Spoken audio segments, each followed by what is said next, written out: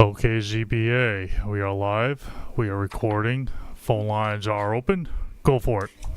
Thank you, Matt, and welcome everyone to the Town of East Hampton Zoning Board of Appeals meeting for October 3rd, 2023. We have some 4 scheduled hearings this evening. I'll read the first one into the record. The applicant is Jennifer Redman at 17 South Breeze Drive in Lot 4, Wainscott Hills, Suffolk Tax Map Number 300-156-1-6.4. The size and location is 40,053 square feet at 17 South Breeze Drive, Lot 4, Wainscott Hills, filed June 5th, 1981, map number 6987 in Wainscott. The description is to allow a pool patio to remain 20.9 feet from the western lot line where 30 foot setback is required. Relief sought is a variance of 9.1 feet pursuant to 255-1110 of the East Hampton Town Code to allow a pool to remain 20.9 feet from the western lot line where 30 feet is required. The zoning district is A5 resident, Zone X flood zone, and secret class is type 2. Council, do we have a proper affidavit of service and posting? Yes, you did. Okay, thank you. Tyler? Members, that's Tyler. Okay, he's got the first photo on the line. This just to remind you, this is a pie, kind of a pie-shaped lot. So we have a photo of the posting. It was properly posted. Next. This is taking walking into the driveway of the residence. Next. This is looking over, I think, at the right side of the residence. Go ahead, Tyler, next. This is looking down toward the backyard. This is this side of the property where the variance is requested. These are the steps going down. This property is quite sloped, and the pool is below the residence and with retaining walls. You'll see that in a minute. Next. So as you get down the bottom of the stairs, we take a look at the pool and scanning over towards the far side of the pool. The near side on the right side of this photo, I guess that's my thumb, is where the variance request is. You were pointing. Looking up at the house, you can see the retaining walls. Terracing. Next. Again, taking a look at the far side of the pool, I'm going to walk over to that side and take a picture so you can see. It's a pretty wooded area too, just so you know. Next. This is the back side of the pool. You can see where the grade goes down. Not particular to the application. The next photo, I think, is what is particular. Go ahead, Tyler. This is a photo looking at the corner of the pool. There is a green fence right near the property line. It's hard to see from this photo. Maybe we'll see it from the next one. Next. Again, just a closer look, and you can see the condition of the property line, the house in the distance, neighboring house. That's it. Do we have the applicant here this evening? Is. Good afternoon. Good evening, board members. Liz Vale, Greenberg Traurig, 2317 Montauk Highway, Bridgehampton, for the applicant. As the chairman stated, this is at 17 South Breeze Drive in Wainscott. The lot is comprised of 40,000 square feet approximately. It's part of a filed subdivision map, and it's in this unique triangular shape with the low point of the triangle at the rear of the property. I guess in 2015, the applicant submitted an application for a building permit to construct a pool. Part of that permit was a survey which also showed a proposed pool and proposed patio. The patio was shown in a conforming location at 30.5 feet from the side yard, but however it was constructed ultimately in the wrong place, 20.9 feet from the side yard, where 30 feet is required. Therefore, we need relief in the amount of 9.1 feet. This was advised to our client, I think, upon a CO inspection from the building department, and so we had to get a survey and start the process of seeking a variance for the side yard. I just want to go through the 5-part test for the board. The grant of the variance will not cause an undesirable change to the character of the neighborhood. Most of the homes in this neighborhood have similar pools and pool patios. I actually have an aerial for the board. It shows all of the abutting properties with similar pools and pool patios.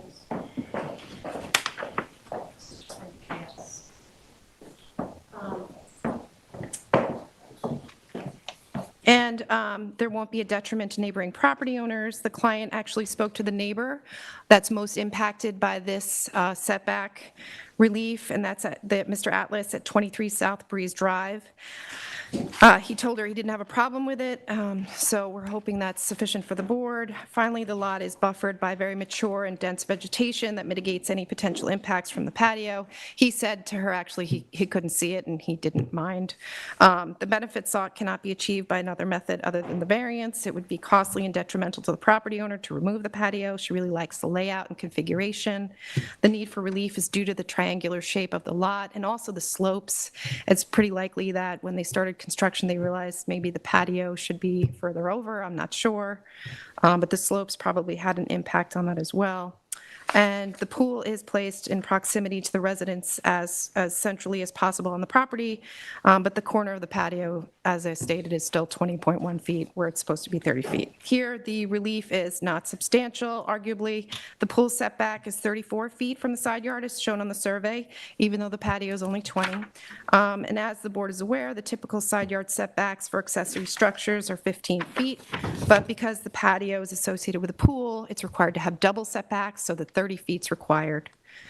And this is the only request we're asking for. There's no NRSP, there's no clearing. We meet the clearing.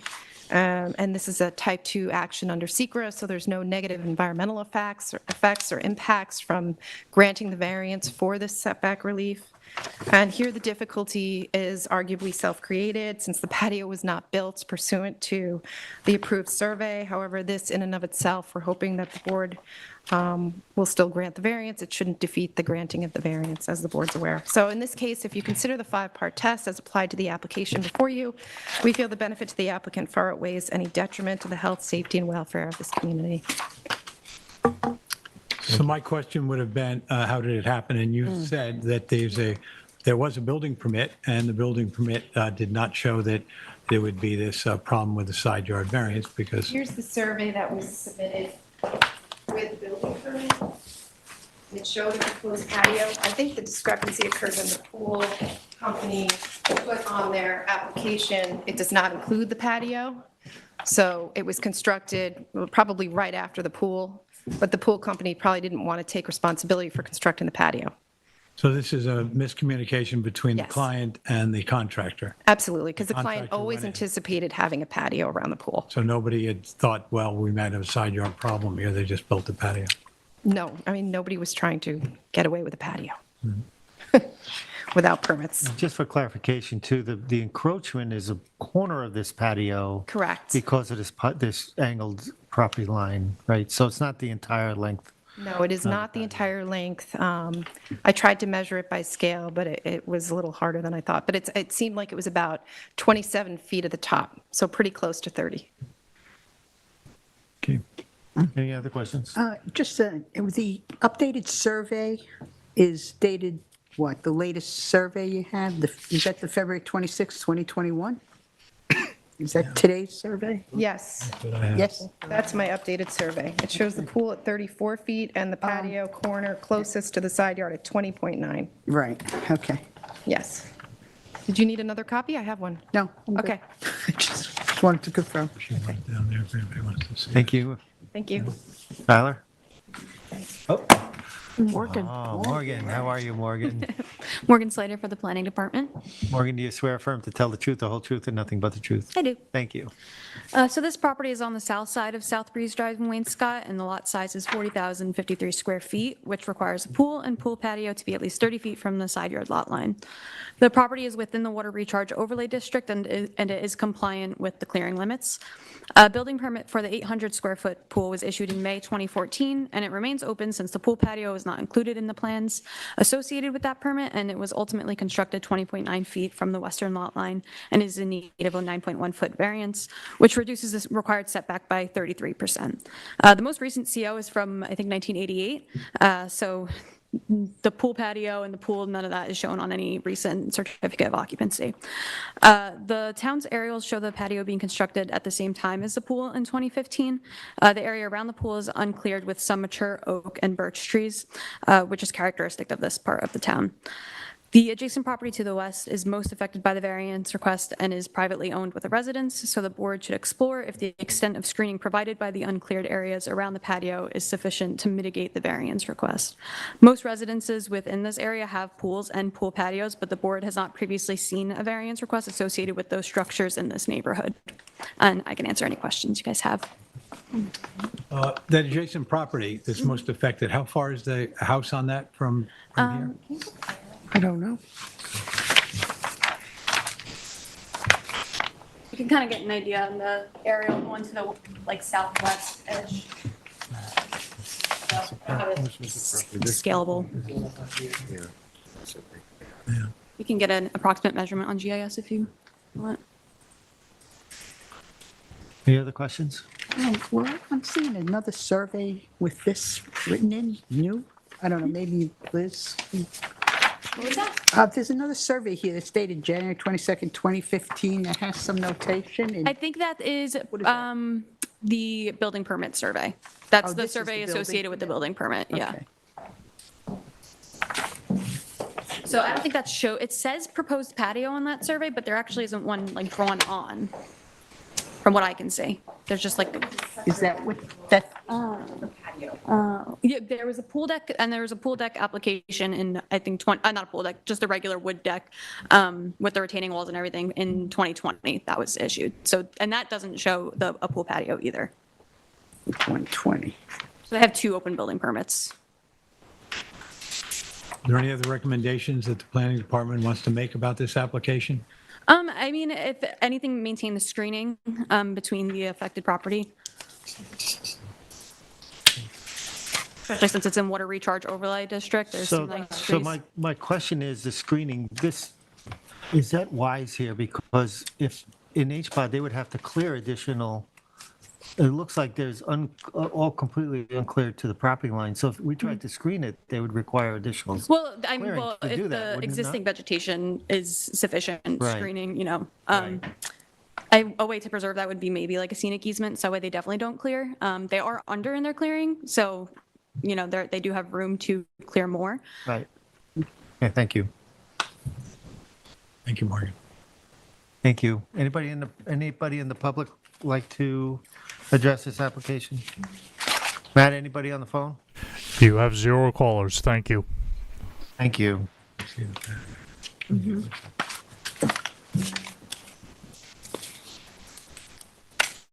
So with that, I make a motion for Jennifer. Oh, do you have any closing arguments? Okay. Thank you. With that, I make a motion for Jennifer Redmond, 17 South Breeze Drive, Lot 4, Wainscott Hills, Suffolk Tax Map number 300-156-1-6.2, to close the hearing in the public record. I'll second it. I concur. I concur. Thank you. Thank you. Our next application is Ann L. Walker at 166 Greenwich Street in Montauk, Suffolk Tax Map number 300-19-3-35. Size and location is 14,719 square feet at 166 Greenwich Street, Montauk Beach Development Corp., subdivision number 7, central portion of Westlake Residential Section, Block 195, Lot 3, map number 1017 in Montauk.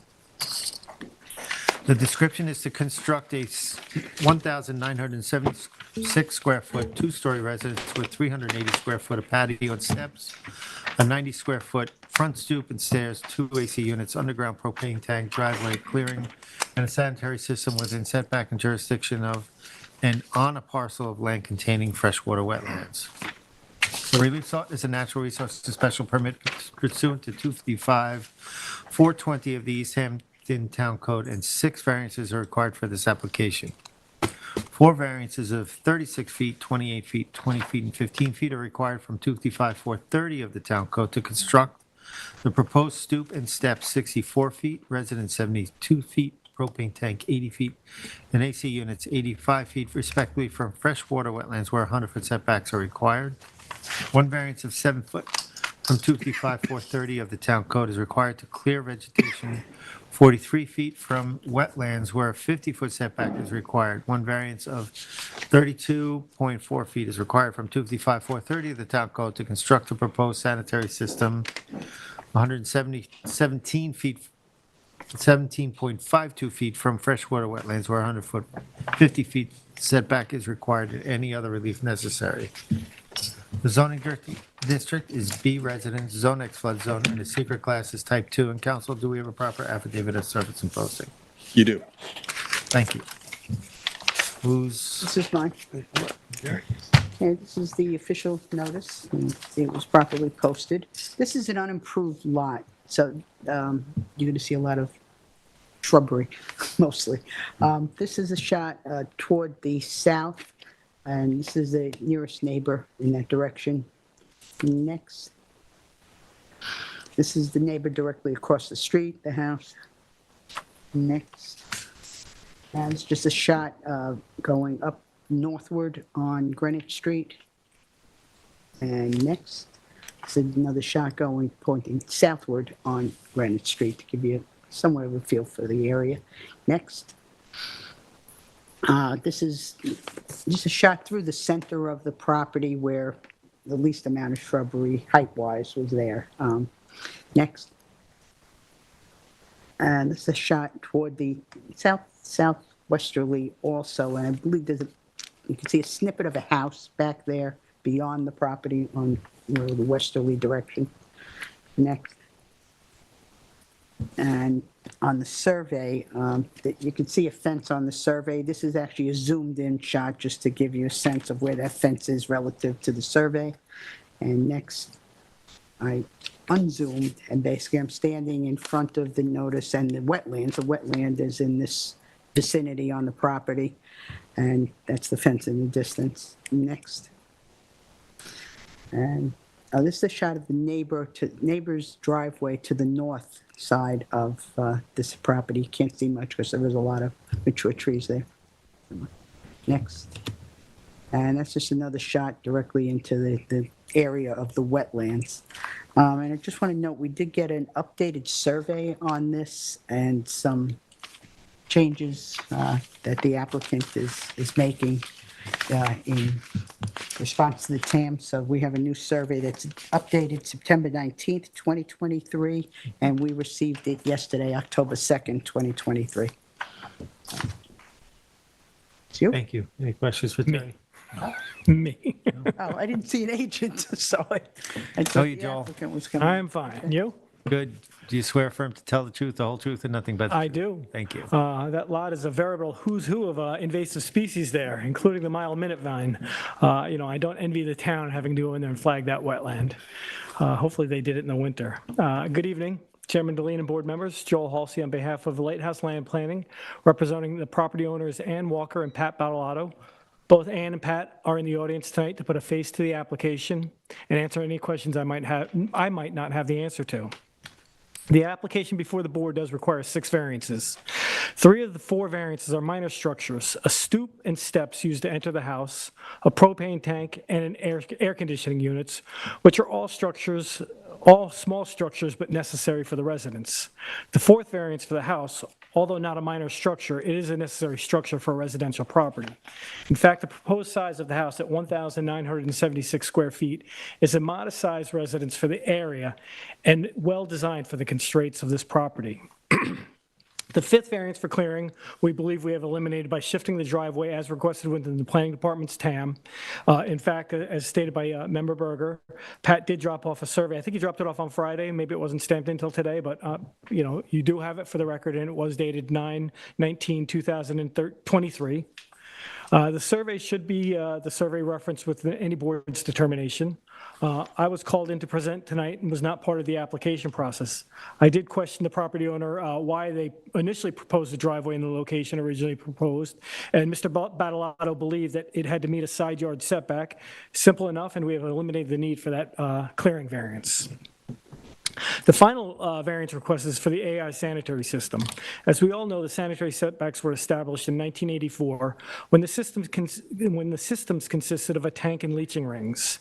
Today, an IA system is required. The IA system basically reduces nitrogen pollution by about 90% over a conventional septic system. However, we are still required to meet a 150-foot setback to wetlands.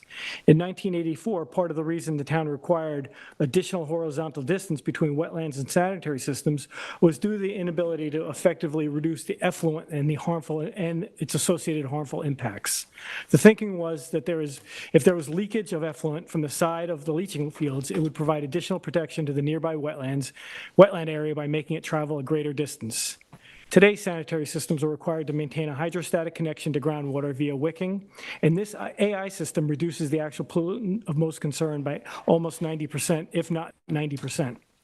I'm not here tonight to argue for a change in the code. Tonight, I'm here to convince the board that allowing a variance for a sanitary system for an approximately 1,900 square foot house to be located 117 feet from the wetlands should have minimal to no effect on the wetlands within jurisdiction.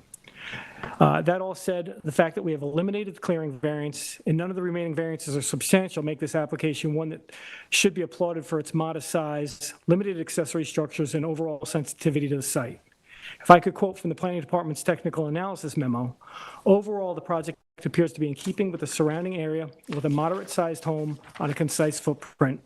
And for the most part, the proposed project appears to be in keeping with the neighborhood and the board's past practices for construction on unimproved parcels. The property owner is happy to provide an easement 50 feet from the wetland boundary and all other mitigation with the technical analysis memo. I'd be happy to answer any questions the board might have tonight. I did want to state I did not submit a memo to the record prior to tonight, and for the sake of time, I would like to submit my reasoning for why this project complies with the variance and natural resource special permit standards written within the planning department's TAM, rather than reading each individually.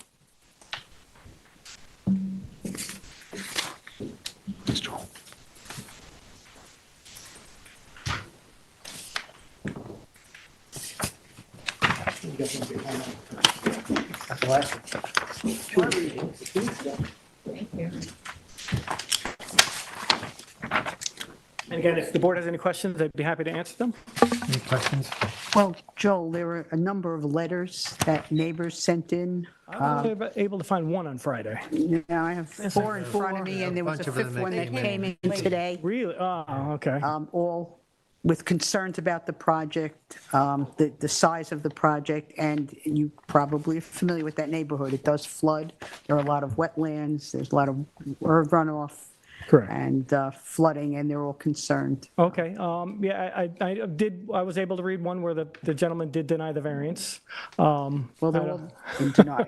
They all deny. I didn't, there was no substantive information in that one. I don't know if the other four have any information in them, but, if I could get copies of them, They're pretty detailed. They're in the public- They're they're out in the public online. file now. The one Yeah, today, I checked Friday. Again, I Robert only Nash. found one on Friday. Yeah, there's actually 4, I think. I have, you want to see them? They did, they just came, if they came in after noon on Friday, they really technically shouldn't be accepted, but. So I think the concern, from what Member Berger is asking, is the concern seems to be the flooding, right? Will this house exacerbate the flooding in the neighborhood? Obviously, all runoff will be contained on site with leaders and gutters running the subsurface dry wells as required. They will contain, at least a 2-inch rainfall as required as well. Do we know, like the wetlands, like if we're looking at the survey, the wetlands are towards Greenwich Street. Right. Yes, they are. And the topography goes, it seems to go up towards where the location of the house is. house So goes I don't up. know, Down and then up again. right? It's 21 feet at the wetlands, right? And then the house is located at 25, so Yeah. we're 4 foot above. Do we have any knowledge of the present condition of wetland, I mean, I've checked flooding it on out this over the, property? I've checked it out this month a few times, and there, it hasn't been flooded. And we've had 13 inches of rain this month alone. And you could, I mean, you could see from the pictures, you didn't see any, you saw no flooding in those pictures, and that, I don't know, when did you take those It was pictures? yesterday. Yeah, no, there was no flooding on the street yesterday. Again, One we've day. had, was one of the heaviest rainfalls of September we've ever had, and you could see how much rain was in there. Okay, And part of- if you take a look at the topography of where the wetland is, if anything runs down, well, first of all, as we know, we're supposed to maintain all runoff on site. Anything that runs down to this property towards this wetland is basically going to be contained within the wetland, almost like a detention pond, because then it goes back up as you go towards the road. So you actually have to, the road is probably, you're at elevation 19, 20, 20, so the road is at least 3 feet higher than the front of the property. So it goes down like that. So the property almost creates a natural swale to retain any kind of runoff that would flow that direction. So you'd have to have, 3 feet of water to come up before you're even getting to the road. Well, I think the concern is that because there will be a structure, if you can read them, please Oh, yeah. read them all. A couple came in October 1st from neighbors at 160, 165, 177, I think. I forget the exact addresses, but they are all surrounding neighbors. And one from Granada Place, which I believe is the street behind that. Again, all developed properties that are contributing, probably more contributing to the runoff in this area than this property They're will. concerned that when this is built, it's going to exacerbate the conditions at their own properties. Okay, I mean, again, it's a residential property. It has the right to be developed, and if the board does not allow it to be developed, obviously the town's condemning the property and would have to buy the property. Again, this is, you can read the technical analysis memo. This is on par with what's been approved within this area. He's not proposing a large house by any means. It's a 1,900 square foot house in change, and it's meeting a 67 foot setback to the wetland, and that's to the stoop. Sanitary system, again, none of those houses that are all complaining have an IA sanitary system probably. This is going to have an IA sanitary system. And again, they're all developed properties, and they probably all have bigger houses than what's going on this property. I don't know. Well, it's a mixed bag, but they're not all two-story. But anyway, but we can hear from the planning department. Before you go, Joel, there's a suggestion in the TAM that a scenic easement be established over the wetlands. We agreed to it. Yeah, Yeah, he said 50-foot scenic easement. 50. Yeah. Is there a dry well associated with the driveway? The driveway's it'll be a pervious driveway, so it shouldn't really require any dry wells for that. Are there dry wells on here? Oh, there's a couple of dry wells. Yeah. On one here, but no. I don't have the most recent survey of this. either. Yeah, that just came in Okay, today. yeah. George, yesterday. That's, The only dry well is going to be to the northwest of the property for a roof runoff. This is the latest one. But, Any other questions? No. Guys, any other questions? for the chair, is there any reason maybe we should consider getting the town engineer to comment on? oh, It's a good, I don't have a town Able to engineer. say flood. let's find out from Tyler, and then maybe ask that question from Tyler. Zach for the planning department. Hi, Tyler, do you swear affirm to tell the truth, the whole truth, and nothing but the truth? I do. Did you have a question you wanted to ask first? You go first, and then maybe we'll have questions. So the parcel is located on the west side of North Greenwich Street in Montauk. The wetlands within jurisdiction of this project are freshwater wetlands, which appear to be greatly influenced by the surrounding topography and likely influenced by road runoff from North Greenwich itself, and will flood flood beyond the delineated boundaries at times, but I would be surprised if it would heavily influence flooding on the road. These wetlands can be expected to provide the same benefits as quality wetlands and are especially important to the attenuation of floodwaters and removal of pollutants, being somewhat close proximity to Peters Run and being within the Lake Montauk watershed. The proposed project includes clearing of vegetation and construction of a new residence with limited accessory structures. Overall, the project appears to be in keeping with the surrounding area with a moderate-sized home on a concise footprint. The requested variances all appear to be due to constraints of the lot with the design and location of the residence and associated structures appearing to take those constraints into consideration. The residence also appears to have been designed so as to not require a pyramid variance, especially along the northern property line. The project proposes a residence with a 988 square foot footprint and a total lot coverage of 2,436 square feet.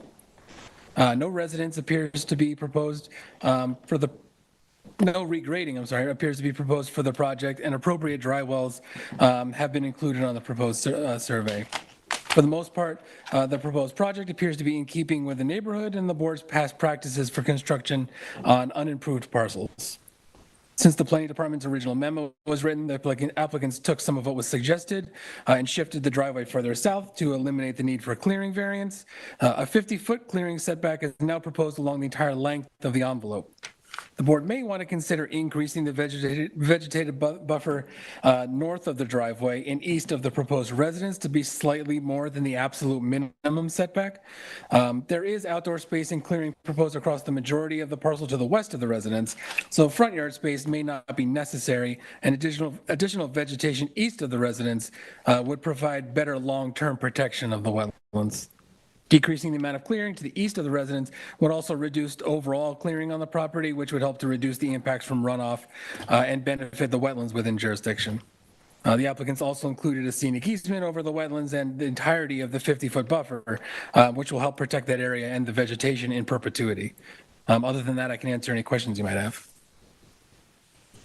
Any questions for Tyler? He's looking. Well, as far as the runoff over the septic system, if this were to be approved, is there any revegetation you could recommend there? You can do some revegetation over the sanitary. Obviously, significant woody vegetation, things like that, are not a great idea.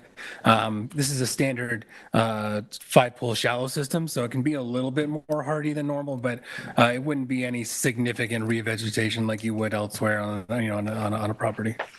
You're recommending some possible vegetation over to the north of the If driveway? there's going to be revegetation, we would say on like the east side and north of the driveway, between the house and the wetlands, essentially. Okay. Do you have any aerials? Could you show some aerials of the neighborhood?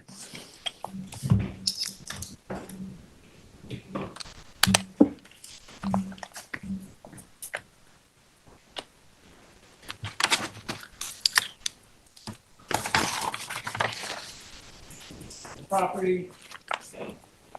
Amount of it.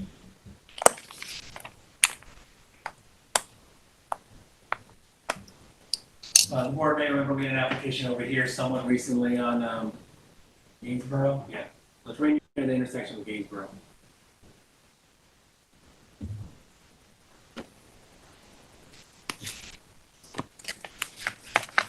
Okay. Any other questions? Well, do you think there'd be any value in considering the flooding to get the town engineer to examine it? What would he be checking? Yeah, I think the only thing You the can ask him engineer to might look check- I at don't would think you be. can request him to check the flooding from on the property. He might be able to opine on the road, but I don't think, I don't know. I don't know. Yeah, I think the only thing they would look at is the calculations for roof runoff, but they see it, from what I can see, they've calculated it correctly. It's an 8-foot deep drywall for roof runoff that should be more than sufficient for the size of the house. Okay, and you said there will be no regrading? There's not no regrading? Yeah, according to everything I've seen, yes. Okay. Any questions? No. Joe? Thank you. Thank you, Tyler. Is there anybody in the public that would like to address this application? You can come on.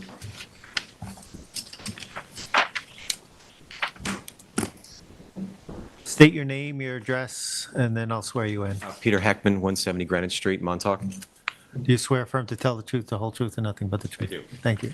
I think our letters can speak to it a lot better than I can, but the neighbors are fairly universally concerned. While the project does appear to be reasonably modest in the footprint, those of us who live on Greenwich year-round experience an incredible amount of water. That lot is one of the last lots that's sort of the bulkheading between us and more aggressive flooding when we have weather. The photo that was taken, you can't see the wetlands in that photo. This time of year, the brambles are so developed that the actual wetlands area that would be otherwise occasionally wet is completely invisible. So I think everyone agrees that we respect the applicant's right to put a house on the lot, but there will be detriments to the adjacent lots, and I think that needs to be much more thoroughly adjudicated and determined what the extent of that will be prior to granting any sort of approval for the plan as it stands. Yeah. Thank you. Anybody else in the public would like to address this? Matt, anybody on the phone? You have 0 callers. Thank you. Okay, Joe? Good evening. It's unfortunate that, we're getting a lot of letters in opposition to this. To me, it sounds like, almost the case of, hey, you know what, this has been vacant for so long, we've enjoyed it for so long, and now it's going to go in our backyard and we don't want it. Again, you can say that there's going to be detriments, but you got to figure out, you got to tell me what these detriments are to try to figure out. Again, we're designing a house that's we've got drainage calculations. It's going to prevent runoff from the property. I did read one of those letters when I was sitting here. I was able to open it up. It was long, it was detailed, but it really didn't have any substance to it. It essentially talks about an underground river that I've never even heard of. That runs east to west in this area. There's definitely, water flow, in this area. That's, that's the nature of a wet area. Again, a lot of people are saying that, well, I've heard from that letter, and this gentleman here who just spoke, how they've had flooding in their basements. I'd say a lot of people in the Montauk, in the town of East Hampton, and other areas in New York State in the past month have had some substantial flooding in their basement. And it's not because of a 1,600 or 1,900 square foot house going up next door to them. It's because we had 13 to 15 inches of rain in a month. Again, a lot of these houses were probably designed, they might be older houses in this area, and they were designed, maybe the foundations weren't flood-proof properly, maybe they weren't flood-proofed at all. But again, to come up here and say, what will, to say that this is going to cause detriments to the neighborhood, what detriments will this cause the neighborhood? I'd ask you to come up and please tell me, So, again, there are a lot of records were submitted to the record.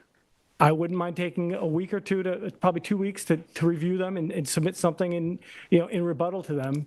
But again, it's a typical development in the town of Montauk. We're not asking for, a McMansion here. We're asking for a small 1,900 square foot house with a footprint of 988 square feet. What did you think of Tyler's suggestion about vegetating to the north and the north and east? Over North of the driveway, north of the driveway and east. Right. Between the driveway basically and toward Yeah, that I clearing discussed line. that with the property owners and see how they feel. But, if you did put more vegetation in that area, obviously that would Bigger buffer. further prevent Yeah. any runoff heading towards the Greenwich Street. Create a buffer. And also, as far as an underground river, that is in the area of Peters Run and It's that, in the area of Peters Run. Peters Run's not an underground river. It's an well, actual the culvert. flowing water body.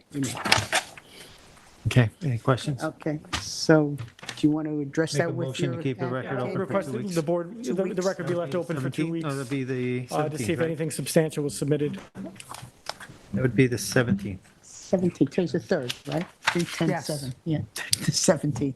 Okay. That's what our packet says. Thank you. Thank you. Thank you, Joel. Thanks. So for the application of Ann L. Walker at 166 Greenwich Street in Montauk, tax map 300-019-03-35, and make a motion to close the public hearing, leave the written record open for 2 weeks until October 17, 2023. Second. Concur. Concur. I concur. Thank you. Thank you, everybody.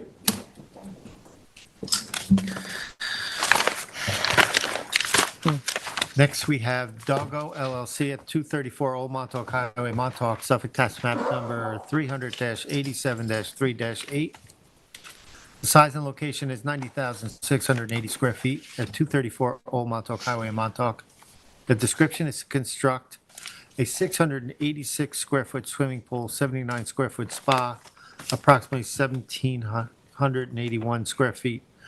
A pool patio, a 1,037 square foot of covered patios, 606 square feet of patio, and 289 square foot of generator and pool equipment enclosure within jurisdiction of and on a parcel of land containing bluffs and tidal wetlands and within side yard lot line setbacks.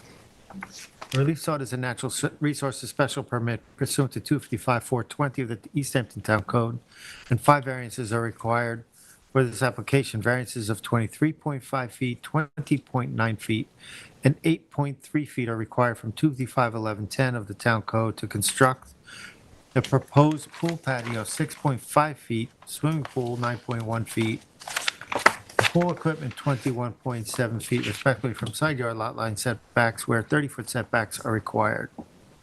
2 variances of 1.5 feet and 2.7 feet are required from 255-1110 of the Town Code to construct the proposed generator approximately 13.5 feet and patio 12.3 feet from the eastern side yard lot line where 15-foot setbacks are required and any other relief necessary. The zoning district is A residence, Zone X flood zone. Secret class is type 2, and council, do we have proper affidavit of service and posting? You do. Thank you. Mine. Okay, Vice Chair. Thank you, Mr. Chairman. This is the notice of the posting out on Old Montauk Highway. The board will remember that for some of us, this was up in front of us in December of 2021, and we'll see that construction is now taking place on approvals that were granted at that time. Next. Here I've taken a look, and I'm looking to the west. Yeah, I'm looking to the west here on Old Montauk Highway. Next. Now I've turned around, I'm looking to the east on Old Montauk Highway. And I've turned and looked directly across the way. There's a driveway to a residence that sits someplace back behind the vegetation. Next. I've gone to where there was a driveway. These were 2 adjoined lots. We have some of the information in the TAM we can discuss tonight. These were 2 lots purchased. They're not joined. They're separate lots, but they're purchased by the same individual. This was 234, which we're looking at tonight. At the same time, we had reviewed 230. The driveway to 234 came in at this spot. It's terminated, and you get a great view of the construction at this time. This is on the house and the parcel that we approved on 234. Next. There's another picture now. We see that in order to retain the material that is sitting along Old Montauk Highway, there's a fair amount of retention that has taken place so that the project can continue. I wanted to get a shot of that to show the conditions here. Next. I'm just looking the other way here. I'm just looking down from the hole and out. There's some other equipment there. We are looking through to lot 230. Next. This is on lot 230, and the reason I put it in here is at that time we conditioned there would be 1 entrance to this project rather than 2, and we insisted that the vegetation along Old Montauk Highway was maintained, which I think I have a photo showing that it is. Next. Now I've gone over, I'm standing pretty much on the border between 230 and 234. This is the lot we're considering and looking at. Again, I'm looking across the construction site, looking at the far lot, which is mentioned in TAM as one of their arguments, is also owned by the same individual. Next. Just to get back, this is the same thing, but I'm looking, you can see across the project, back towards the highway, and the amount of retention that's taking place in order to keep this project moving forward safely. Next. Now I'm out, where you can see that the fence on the right there, which is in a little bit of disrepair, is basically at the top of the bluff here. We're going to look down for a minute towards the ocean. You see the ocean in the background. It's not exactly here, but this is an area that'll have some of the patio, and a little bit to the left out of frame, which I'll show you later, is where the pool is to go. But this is on the ocean side of the construction that's taking place on 234. Next. Just from there, I'm standing, you can see the fence, I'm looking down the ocean. Remember, this is a well-vegetated bluff, and there's a fairly good drop off down to the ocean. Next. I've just looked over in another direction to my left. I was looking straight down. Now I'm going to get, you get a sweep of the beach, and you get a nature of what the bluff looks like here and how important the vegetation on that bluff is. Next. I've gone down a little bit to my right, and I've looked off to the right. This is in front of 230, and again, I'm looking to the west here. Next. This is from 234, just looking back across that, the construction trailer and all of the staging area for both projects are taking place here on lot 230. Next. That's almost a repeat of the same one. I'll go to the next, but that's in the area here of where the pool is to be. This is one that gives us a better idea. You can see the construction of the project behind that's taking place, and between where I'm standing and the corner of the building is where we'll look at our survey, and we'll talk to the applicant and the planner, but that's where the pool is to go that we're discussing. Next. That's it. Thank you. Thank you. Thank you. Andy? How are you, Andy? I'm doing well. Good evening, Mr. Chairman. Richard A. Hammer. I'm here representing Dogo LLC, the owner of 234. As the board may remember, this application appeared in front of you in 2021. Very different time, as I recall. I seem to remember we were remote at that point. The board approved the residence as proposed, but at that time denied the construction of the pool in the location that was proposed seaward of the southernmost limit of structures established by the prior improvements. The list of variances that you recited sounds very excessive. However, I can explain this a little bit more in detail. Before I want to begin, I want to include Joel's here with my office. There's also a couple of people that are on the line that we can turn to if we have other questions. John Hamilton and Justin Lianzo from LaGuardia Architects. I have the last 4 digits if we need one of them. Rob D'Angelo from Men at Work Construction, and Blake Hussey, who is the project architect. I also wanted to ask that the protocols and the hearing, basically this isn't a new application per se, it was denied, so we resubmitted it. There was a construction protocol that was submitted as part of that remains valid and perfectly applicable to this. And I also wanted the hearing discussion to be included in the record tonight. Very little of this has changed as it would apply to this site. I have a lot of history on this property personally. The prior residence was a very unusual structure that was both architecturally odd, for lack of a better term. It was approved by the board at the time in 2001. I think I might have been one of the zoning board council when this was approved. The house on this lot, for instance, had a central bedroom or bathroom, and had a bedroom and a bathroom that had no doors on the water closet. It was essentially an egg-shaped bathroom, no privacy. It was just very strange. The original owner also owned the adjacent property, proposed 2 truly unusual structures. One of them looked like a railroad car, for lack of a better term. However, after the approval, both of the residences were constructed. So the area that you're seeing built here actually had a house more or less in the same footprint. Neither of these homes were occupied after they were constructed on site and remained vacant for many years, to my knowledge, before they were sold as a pair, probably once and then once more again to the current owner who purchased them. And the current owner actually purchased the adjacent property to the east as well. So there's 3 houses in close proximity that the current applicant owns, and they're all in common control. This is a pretty unique situation, to say the least. At the conclusion of our last hearing, I watched the board's discussion of the application during the work session. You know, we're not allowed to participate, but it was televised. What we originally submitted, the application in 2021, we were working with a planner named Mike Delalio, and the application was designed with his input at the time. I think he subsequently left the town employment. I think he's in Texas, if I remember correctly.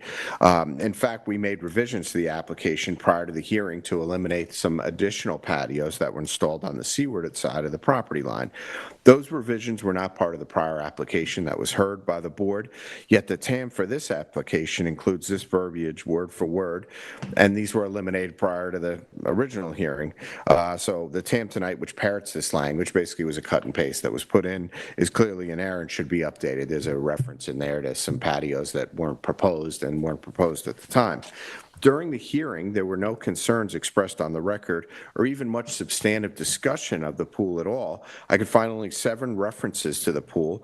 2 of these were from reading the project description into the record. The board denied the pool in its proposed location seaward of the proposed residence. Had we discussed this at the hearing, we would have tried to accommodate the board and its concerns, but it was done apparently solely in the post-hearing discussion after the record had closed. The prior application, as well as the current application, complied with the required bluff crest setback. As you might remember, this area has toe of the bluff setbacks because of its unusual geologic area. It wasn't that we required a variance from the town code for our coastal setbacks. The board seemed to object to extending the southern limit of development from the prior existing residence, which I mentioned was not developed as an independent residence. It was part of a much larger vision of that an architect had proposed. So the southernmost limit of this structure was not expanded. And at the time, the bluff crest setback was actually 100 feet, not its current 125 feet. So there was certainly area that they could have expanded, but that's what the architect wanted. That's what we did. And since that time, the toe of the bluff setback was set at 125 feet. Rather than argue or challenge the decision, we went to our design team to evaluate our options. The proposed pool tonight is based on the board's comments in 2022 about the concern and respects the concern about maintaining a line of southern development no further than the existing residence, which actually on one of those drawings that you have up there is depicted as the line of existing or pre-existing patio. And that line doesn't exist, as Ed's photos would show, because it's all been removed to construct the existing residence. The board's discussion, the southernmost aspect of the prior house was being respected for the simple reason that it existed already. Our proposed pool will honor this previous limit of development, which for the record is about 140 feet from the toe of the bluff. The relevant setback here is 125 feet under the town code. To accomplish this, we rotated the pool and its patio to the west. We're requesting a side yard setback variance for the pool and pool patio from the western property line. We also moved the pool equipment landward onto the eastern property line. However, the property is an unusual jog along its eastern property line. That would put the pool equipment within the required side yard setback. Basically, when you retreat, you come encounter this jog in the property line, which is shared with the property to the east. The proposed pool equipment and generator location, and you can even see in Ed's photos, it's kind of thermally isolated because of the topography. It's 10, 15, maybe 20 feet below the existing residence to the east. So it's sort of vaulted and sonically isolated by this new proposed location and will have no impact on the adjacent property at all. I actually doubt you would even be able to see it if you hiked to the area that you could actually visibly see it. What is more impactful is the owner controls all the 3 houses, and the variances requested affect his property alone. If he ever dissociates any of these properties from his common ownership, the structures would be in existence and readily observable by anyone who would purchase them. I would even go one step further and file a covenant that runs with the land on the 2 adjacent properties, pointing out and disclosing that the structure was approved in the side yard setback. So there's actual notice of this condition in any conveyance. It will be visible both by inspection and on the legal record for both properties. I know that consent doesn't make the grant of a variance justified, so I'm not trying to tell you that's the best solution here.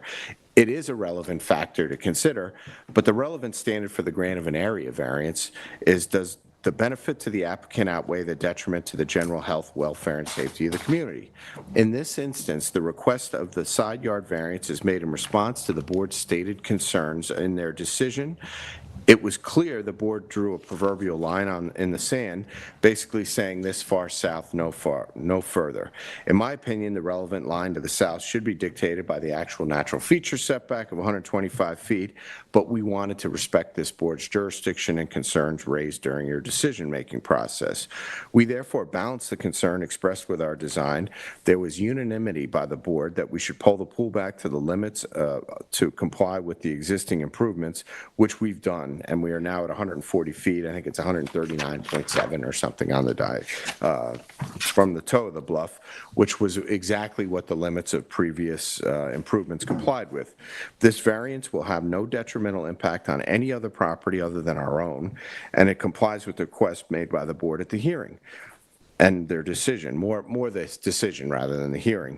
The proposed variance in this instance was generated to be responsible and responsive to the board's balancing act that you engaged in on the record. The second standard asks if this is the minimum variance necessary and adequate to alleviate the difficulty causing us to request area variances, while still protecting the character of the neighborhood and protecting the general health, welfare, and safety of the town.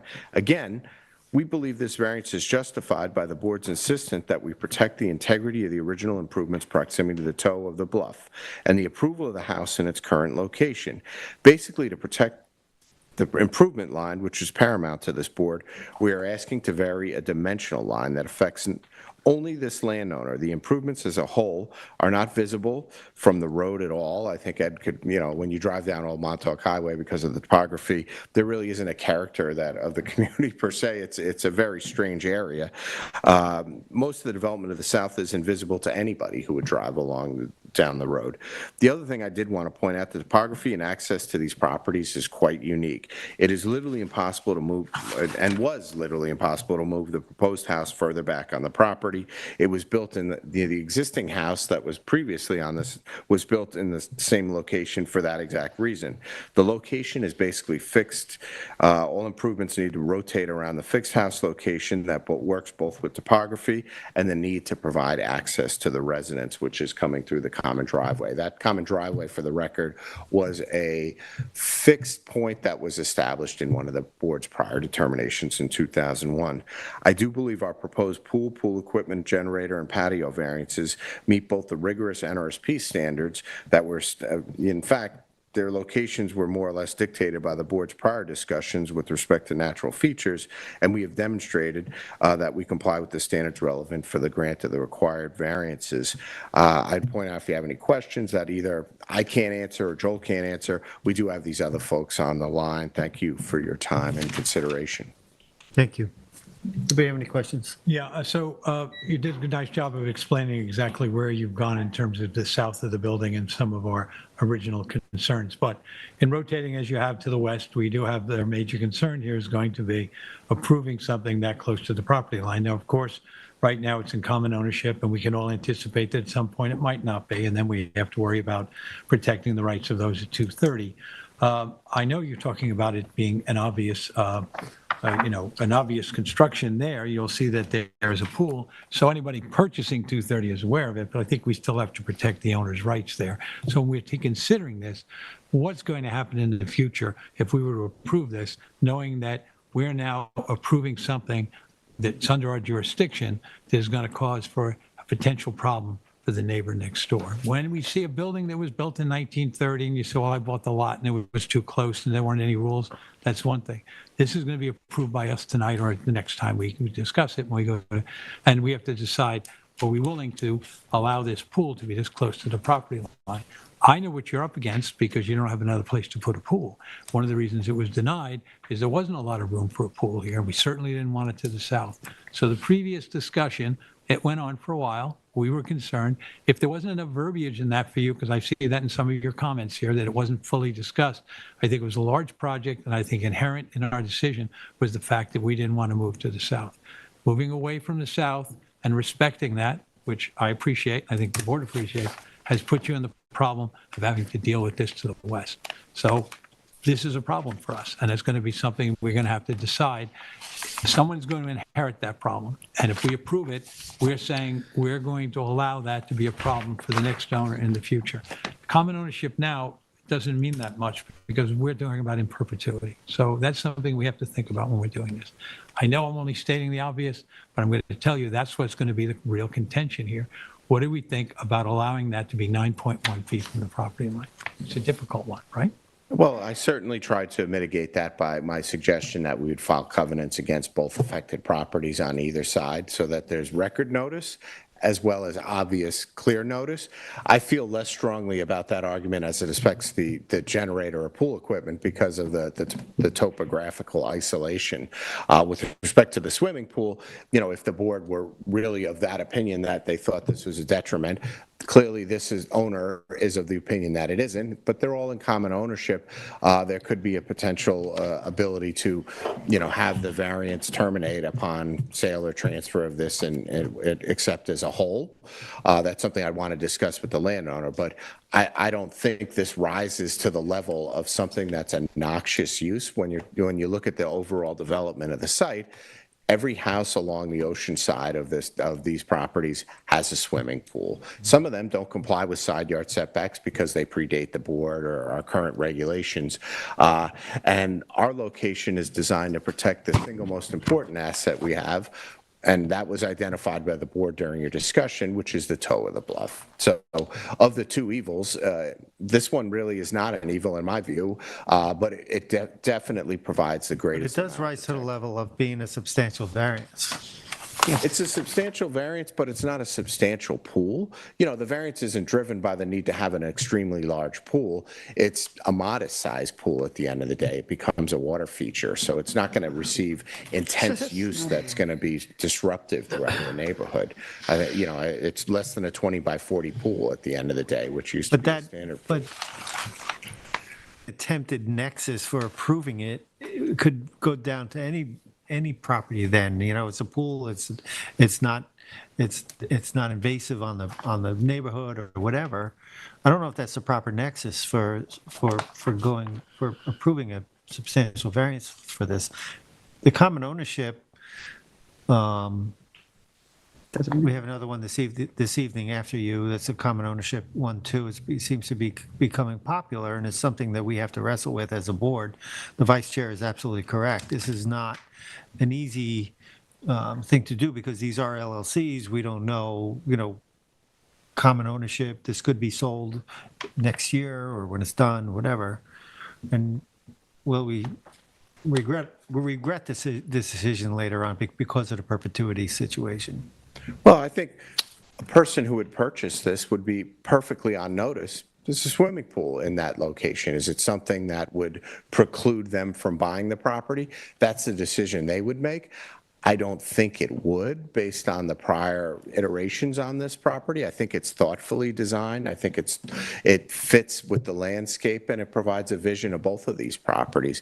My understanding is that this landowner invested in this area not to be a speculative builder. He plans to be here a very long time, like a generational contribution to this property that he's going to have for his family. The other houses are not rented, they're actually resided in by this owner, and that's what he's trying to do, is create a long-term commitment to the area.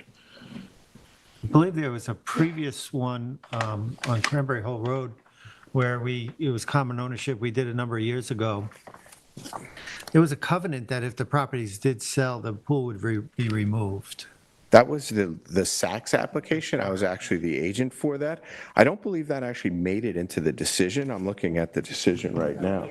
But it was discussed, but it didn't actually make its way into the final determination of the board for reasons I can't explain.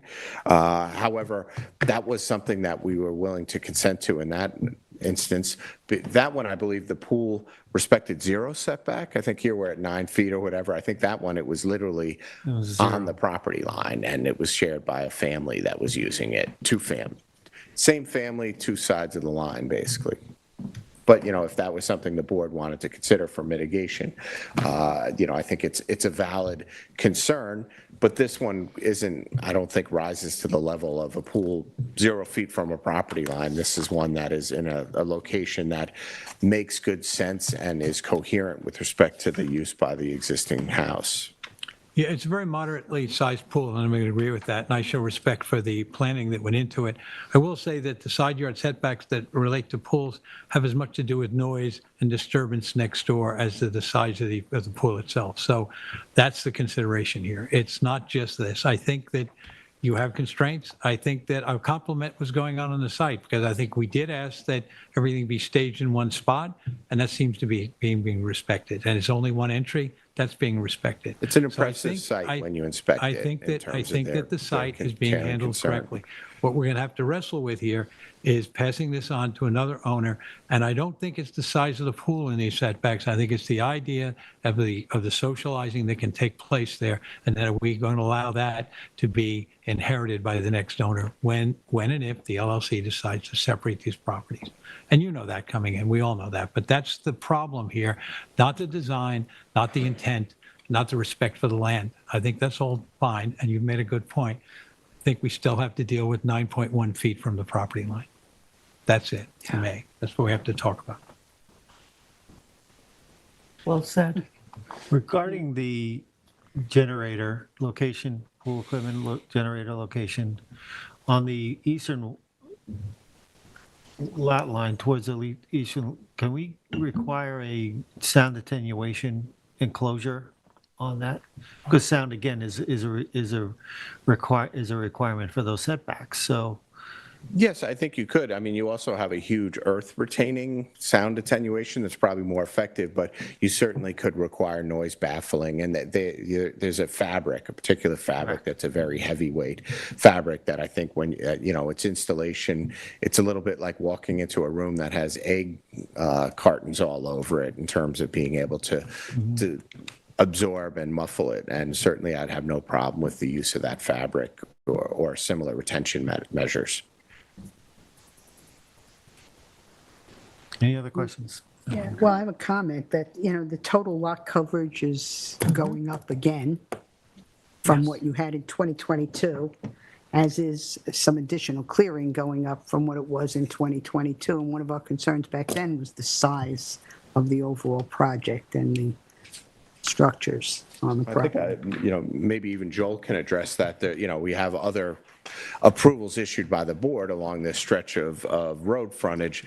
However, as I said, the original development on this property was so de minimis. It was a very odd house. And if you hadn't had the opportunity to visit it before it was torn down, you're not missing much other than it was very unique, but it was never a maximized development. And it wasn't because they didn't anticipate the ability to be able to do it. It's sort of like being held up. I think at the last hearing, I said something like, Wayne Gretzky gets compared to Wayne Gretzky because this isn't, this is a very small project in 2001.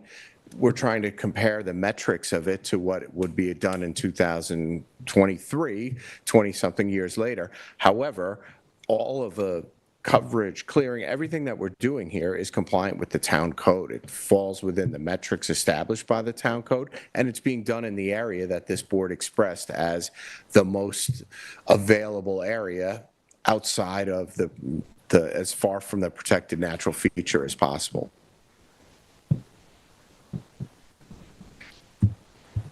Suggestions. See, for planning. I did also want to point out that There the are town other code used to have areas. 10-foot setbacks for swimming pools. I forget when they doubled the setbacks. I think it was sometime in the 90s off the top of my head. I could be wrong, but I remember the double setback came into play. It was more for pool equipment, as I understood it, because pool equipment used to be really noxiously loud. So they applied the double setbacks to pools and pool equipment at that time, because to limit the noise. Pool equipment has gotten much quieter at the end of the day. It's not what it used to be when I was a kid.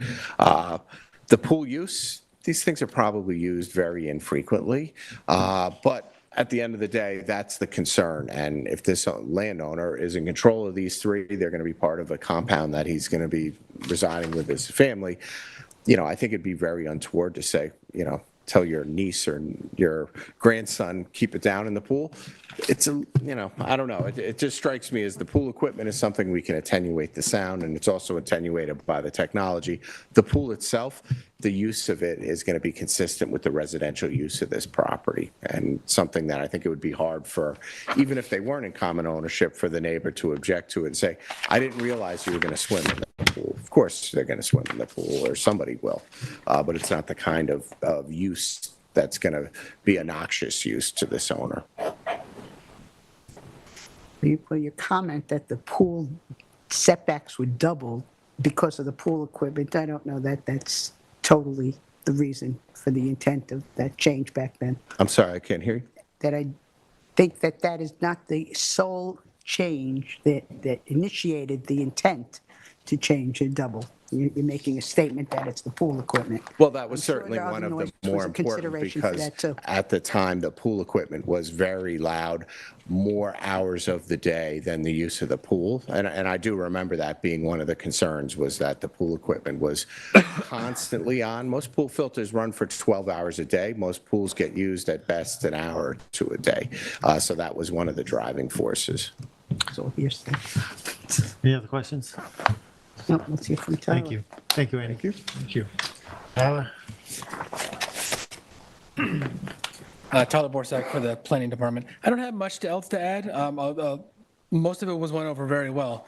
I'll just note the environmental conditions on the property. This is in the Hither Hills section of Old Montauk Highway, and this is the only location in town where coastal setbacks and lot area are measured from the base or the toe of the bluff rather than the bluff's crest. The unique setback and NRSP jurisdictional parameters within this area are attributed to the presence of a steep and predominantly vegetated bluff rising immediately from the base of the ocean beach. Undisturbed land within the shoreline section is frequently steeply sloped, and on the bluff face often has an indistinct crest located close to or sometimes beyond Old Montauk Highway. The subject parcel contains a meandering bluff crest, allowing for the improvements to be located landward of the bluff, the crest, even though it's not a setback requirement along this area of town. All the setbacks were discussed. There are significant variances. And there is the unique circumstances of the properties being within common ownership. Those double accessory setbacks, of course, are for the noise generated by them. So the board should be sure to provide a sound basis for approval in their determination, including any unique circumstances if it is approved. Overall, the board will need to decide if the application meets the NRSP and variance standards, and enough had been done to mitigate and alleviate the board's concerns with the proposed structures which were denied in 2022 application. Just to touch on that SACS determination, I wasn't sure. I was the one that handled the application, and I seem to want to say that the reason it wasn't included in the determination was because it was hard to enforce.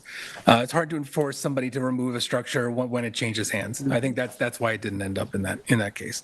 But other than that, I can answer any questions you might have. You're talking about that being hard to enforce. It crosses my mind that we could suggest that there would be some structure perhaps in the future. I mean, it would be hard to enforce that too, to provide some sound attenuation, to provide some privacy. As it is now, 230 sits slightly higher than 234, so there's a visual component as well. And when we look at this, if we're looking for the ways in which it might have been more palatable to us, what are we doing about that 9-foot setback? In a lot of cases, we ask for, screening, and it could be even something more of a hardscape there to do something about noise. The fact is here, I don't think they have any plans for that. It's not for us to suggest. And if we did try to covenant something for the future, we would not be in a position to really enforce that. Yeah, it is a significant variance, obviously. So anything that you can hang your hat on, obviously, is important in this one, I think. Okay. Are there possible alternative locations for some of this, the pool equipment? I mean, the swimming pool can certainly be shifted on the property, and that's pretty obvious. But obviously, that layout is obviously not desirable to the applicant either. So there are conforming locations. but it's not ideal for them, obviously. So, Conforming locations for the pool equipment and the pool? or- well, but yeah, for the certainly everything can get squeezed in closer to the center of the property, but this is what the applicant desires. So. Any other questions for Tyler? Heard enough. Okay, thank you, Tyler. Is there anybody in the public that would like to address this application? Joel, you on? I want to answer a couple questions, and I guess I'm still sworn in from earlier. Excuse me a second, ZBA. You do have phone calls on the line, Okay, but I'd like to have Andy's help on some of them, if I may. Can you name off your representatives? if they're part of their team, Andy, we don't need them. Yeah, so John and Justin, Can you do the last fours, please? 9165 Okay. 0604 Oh, nope. Okay. 0951 Okay. 7202. Okay. So out of all of those numbers that you just gave me, I have two separate ones, Roy. Possibly public comment. The other ones are what Andy just gave me. Okay, so why don't you let them in and, Okay. So we're going to start with last four digits of 8616.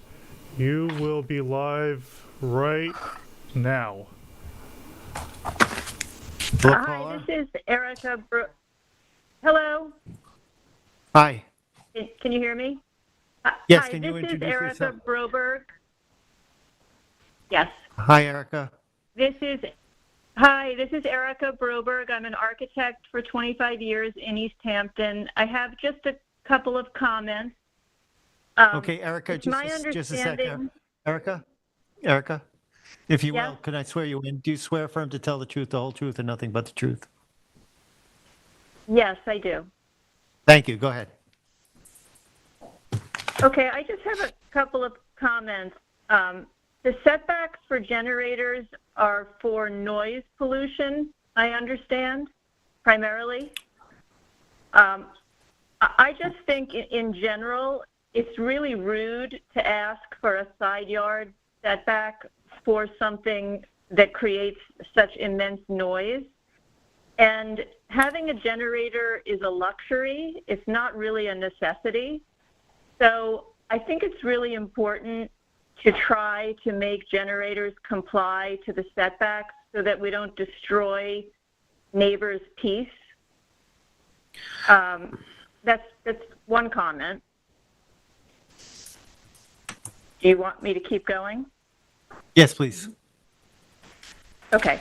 I think the pool location is a self-created hardship, and I always thought when I would present that variances are given for hardship.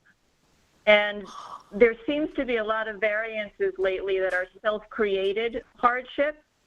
So I just wanted to put that out there, that if there's a place to put the pool that's complying, 9 feet is very close, I think, to a potential neighbor. And I think co-ownership, which is another issue, has nothing to do with the ruling here of who the neighbor is. If this owner is going to use co-ownership as an argument, he should fuse the properties into one property, and then he doesn't have, an issue. The lawyer did say that this is a generational investment, a long-term investment, so I would think that joining the properties wouldn't bother them. I just think the co-ownership issue is a very slippery slope, and houses trade so fast now in Montauk because it's so high profile. I don't really think that's an argument. My last comment was just, it looks to me like this house could have been pushed 5 feet toward the road. When I look at all the revetments and the retaining walls and where they are holding back so that they can put the footings in, it looks to me like it could have been pushed back. Even 5 feet makes a difference to me in that sensitive of a location. So anyway, those are just my thoughts, and I wanted to say thank you for everything and holding the line and giving the public an opportunity to comment. Thank you, Erica. Matt, Thank next you. caller. Okay, we are unmuting last four digits. 4221. You are live. Hello, caller. Thank you, LTV. Hi, good evening, Chairman. It's Jane Marion, Amagansett. Hi, Jane. Do you swear affirm to tell the truth, the whole truth, and nothing but the truth? Yes, Chairman, I do. I do not have a letter into the record, and I actually have been interested in this application but was not prepared to speak. But listening to some of the things that were said, please, I would like to just add a few thoughts.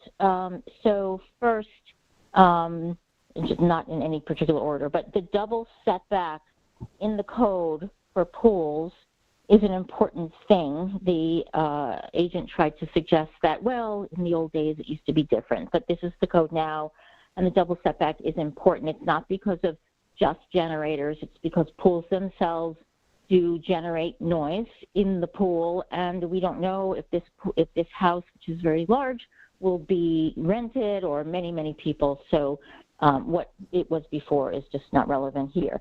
Number two, and I've heard members of this board say it, but I must repeat it, a pool is an amenity.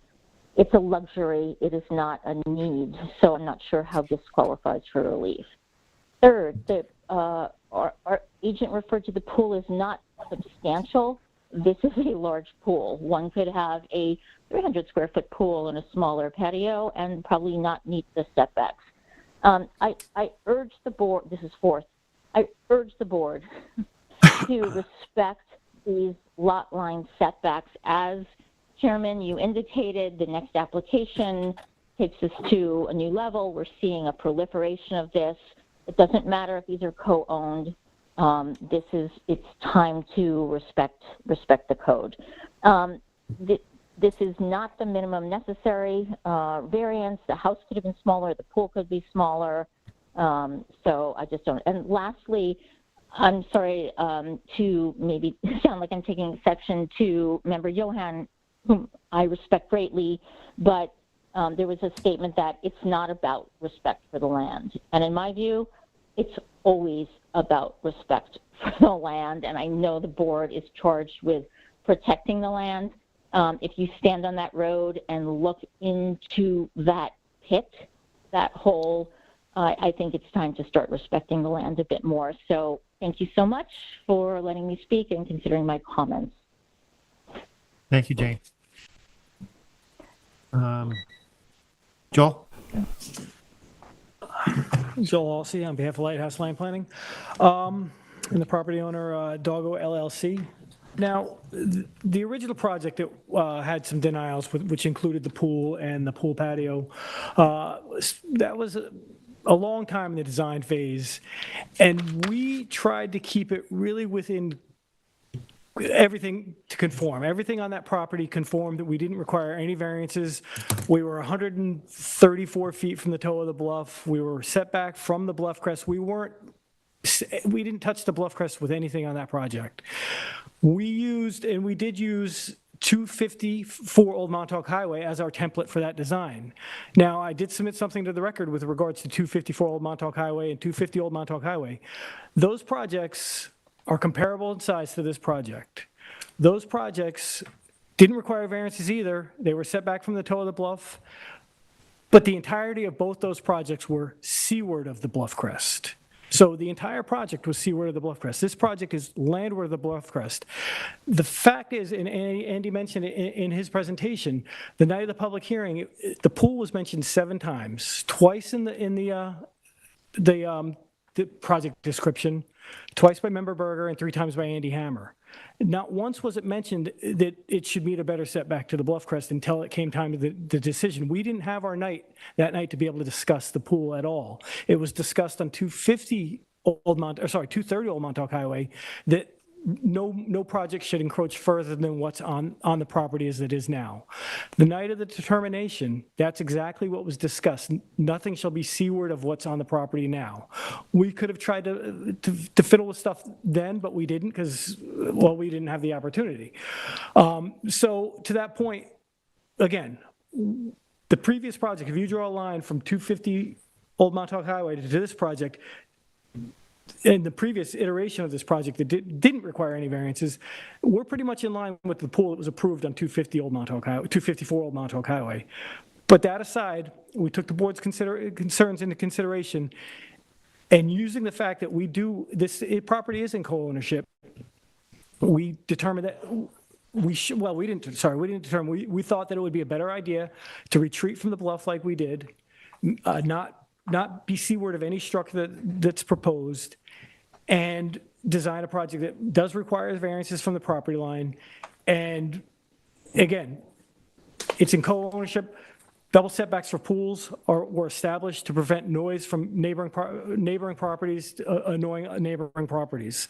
Again, yes, this property could sell in the future, but we are more than willing to covenant, put a notice covenant on this property. And furthermore, we could probably take that notice one step further, that if 230 was to sell, we shall put screening or some sort of sound attenuation that would be adequate for the board's language for the board, that provided 230 wanted it.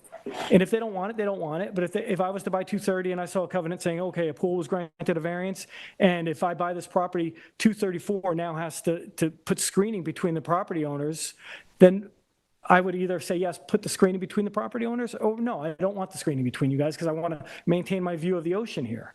And that same covenant can go into 234, where if 234 was to be the property to sell, we could say prior to any purchase, the buyer buying this property, we need to establish screening between the two properties.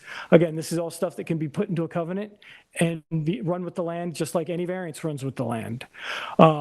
Beyond that, I don't believe the generator, I know it's been mentioned, the generator might require, I don't think it requires a variance. The platform requires a variance, but the generator itself doesn't require a variance. It was discussed by, I guess, a member from the public that variances are very loud, generators are very loud. It's going to be a propane generator. And again, a luxury item, yes, but sometimes a luxury item that's very necessary in this town. Propane generators aren't loud.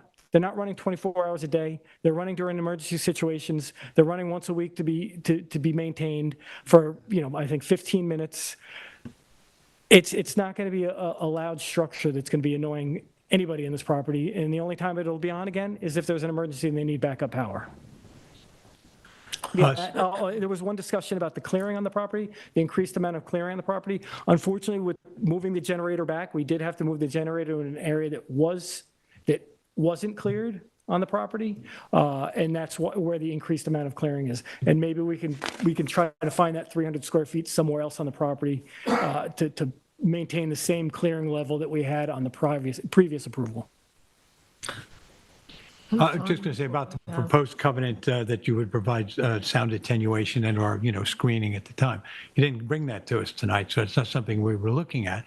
If that's something that's going to be proposed, perhaps you should have come with it, or we have to see it, because just to say that this might work or might not work, this is 9 feet away. And so we're going to have to be pretty sure that something you're proposing makes sense to us. Okay. So all I'm saying is that those are all good suggestions, and we've all thought of them ourselves, but we're not looking at that. So I don't know what we can comment on that right now without knowing what the proposal would be. I think we have enough before us, though.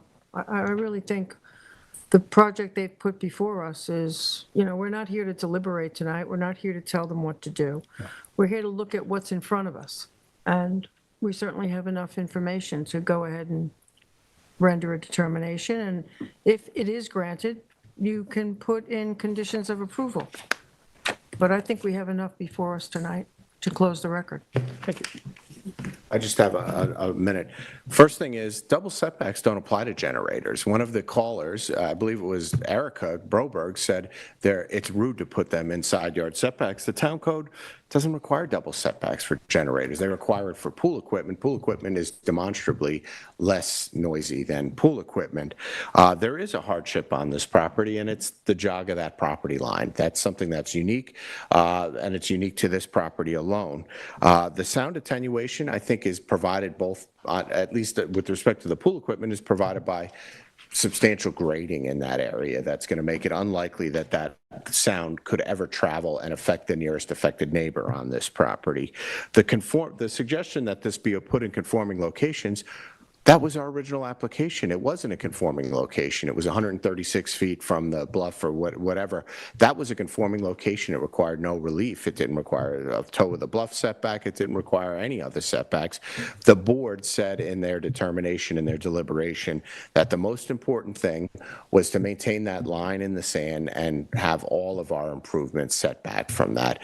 To accommodate that, this is the application that we came up with, that respected the most important concern raised by the board and seeks to vary a setback as it pertains to this property owner and this property alone.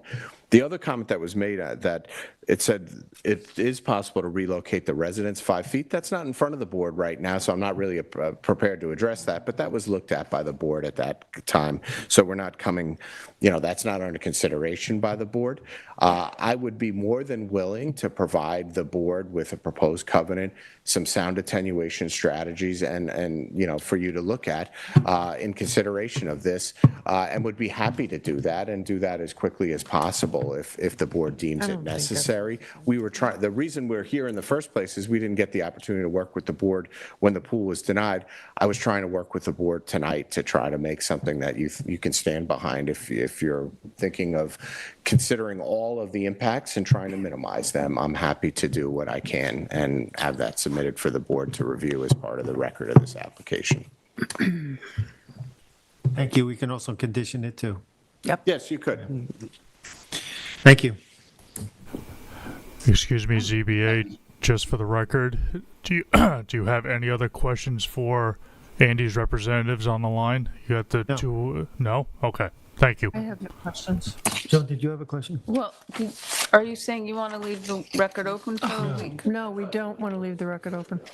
No, we're going There's no reason to. Yeah, if the board would like me to, I would be happy to submit that for your further consideration. I think you mentioned three things. One is covenant language that would be possible, sound attenuation that would be possible to include as the project, and some other consideration with respect to transfers in the future. And I think the thing is that the board can condition Smaller them. structures? I just figured if he wanted to give us his Conditions of ideas. approval would be, we could cover it in conditions of approval if we approve this. I don't think there's any reason to leave the record open. I would like the opportunity to submit, member Berger is saying smaller structures. I would like the opportunity to try and speak with the design team and see if we can sharpen our pencil and accommodate some of the concerns that she has raised as well. That would just solely be a That's survey. fair. I think that's fair. What would you request for that? 30 days, I would think, by the time I can have an architect, look at this with the design team. And what are we exactly looking at? I heard smaller structures is what was the Like comment. smaller pool? Smaller pool, Is that what you smaller mean by patio, if structure? there's a way to relocate some of these structures Better setbacks? to create a better I setback. mean, are we looking at a whole new submission? I don't see why we can't go I with think what's it's going to before us. honor the intent that's here based on the comments that Member Berger just made tonight, and I think that's a fair I think he's entitled to that, request. and I think that as long as we leave the public record open for that, we're not looking to have a continuation hearing. No, and I think it's going to be this smaller if I'm successful. That's all it's going to be. So any concerns that were raised would be reduced or remain the same, I guess, in the best case scenario or worst case scenario, as you would deem it. Okay. Thank you. Can we have a motion? Yes. And then in the application of Doggo LLC, 234 Old Montauk Highway, Montauk, Suffolk County Tax Map 300-87-3-08. I want to close the public hearing, but leave the record open to November 3rd, 2023 for the additional submission of materials related to general design. Second. I concur. Concur. Thank you. Thank you. Design. Next, we have our applicant is 133 SP LLC at 133 Sedge Path, Wayne-Scott, Suffolk, tax map number 300-197-6-13. Size and location is 43,537 square feet at 133 Sedge Path in Wayne-Scott. The description is to construct a 6,600 square foot tennis court and 2,048 square foot playing court within side yard lot line setbacks. The relief sought is variances of 46.5 feet, 1.6 feet, and 20.6 feet from 255. 1110 of the town code are required to construct a proposed tennis court 3.5 feet, 48.4 feet from the southern and northern side yard lot lines respectively, and playing court 29.4 feet from the southern side yard lot line where 50-foot setbacks are required and any other relief necessary. The zoning district is a resident zone X flood zone and the secret class is type 2. Council, do we have proper affidavit of service and posting? Yes. Thank you. I visited a property. This is this photo of the posting. Another photo of the posting and looking at the residence beyond. So this is the driveway going into the property at 133. There is, as we walk back, the property just to the right of this photo is what is also part of this application. Well, not part of the application, but common ownership property that they're raising in the application. So I'm going to walk back. Go ahead.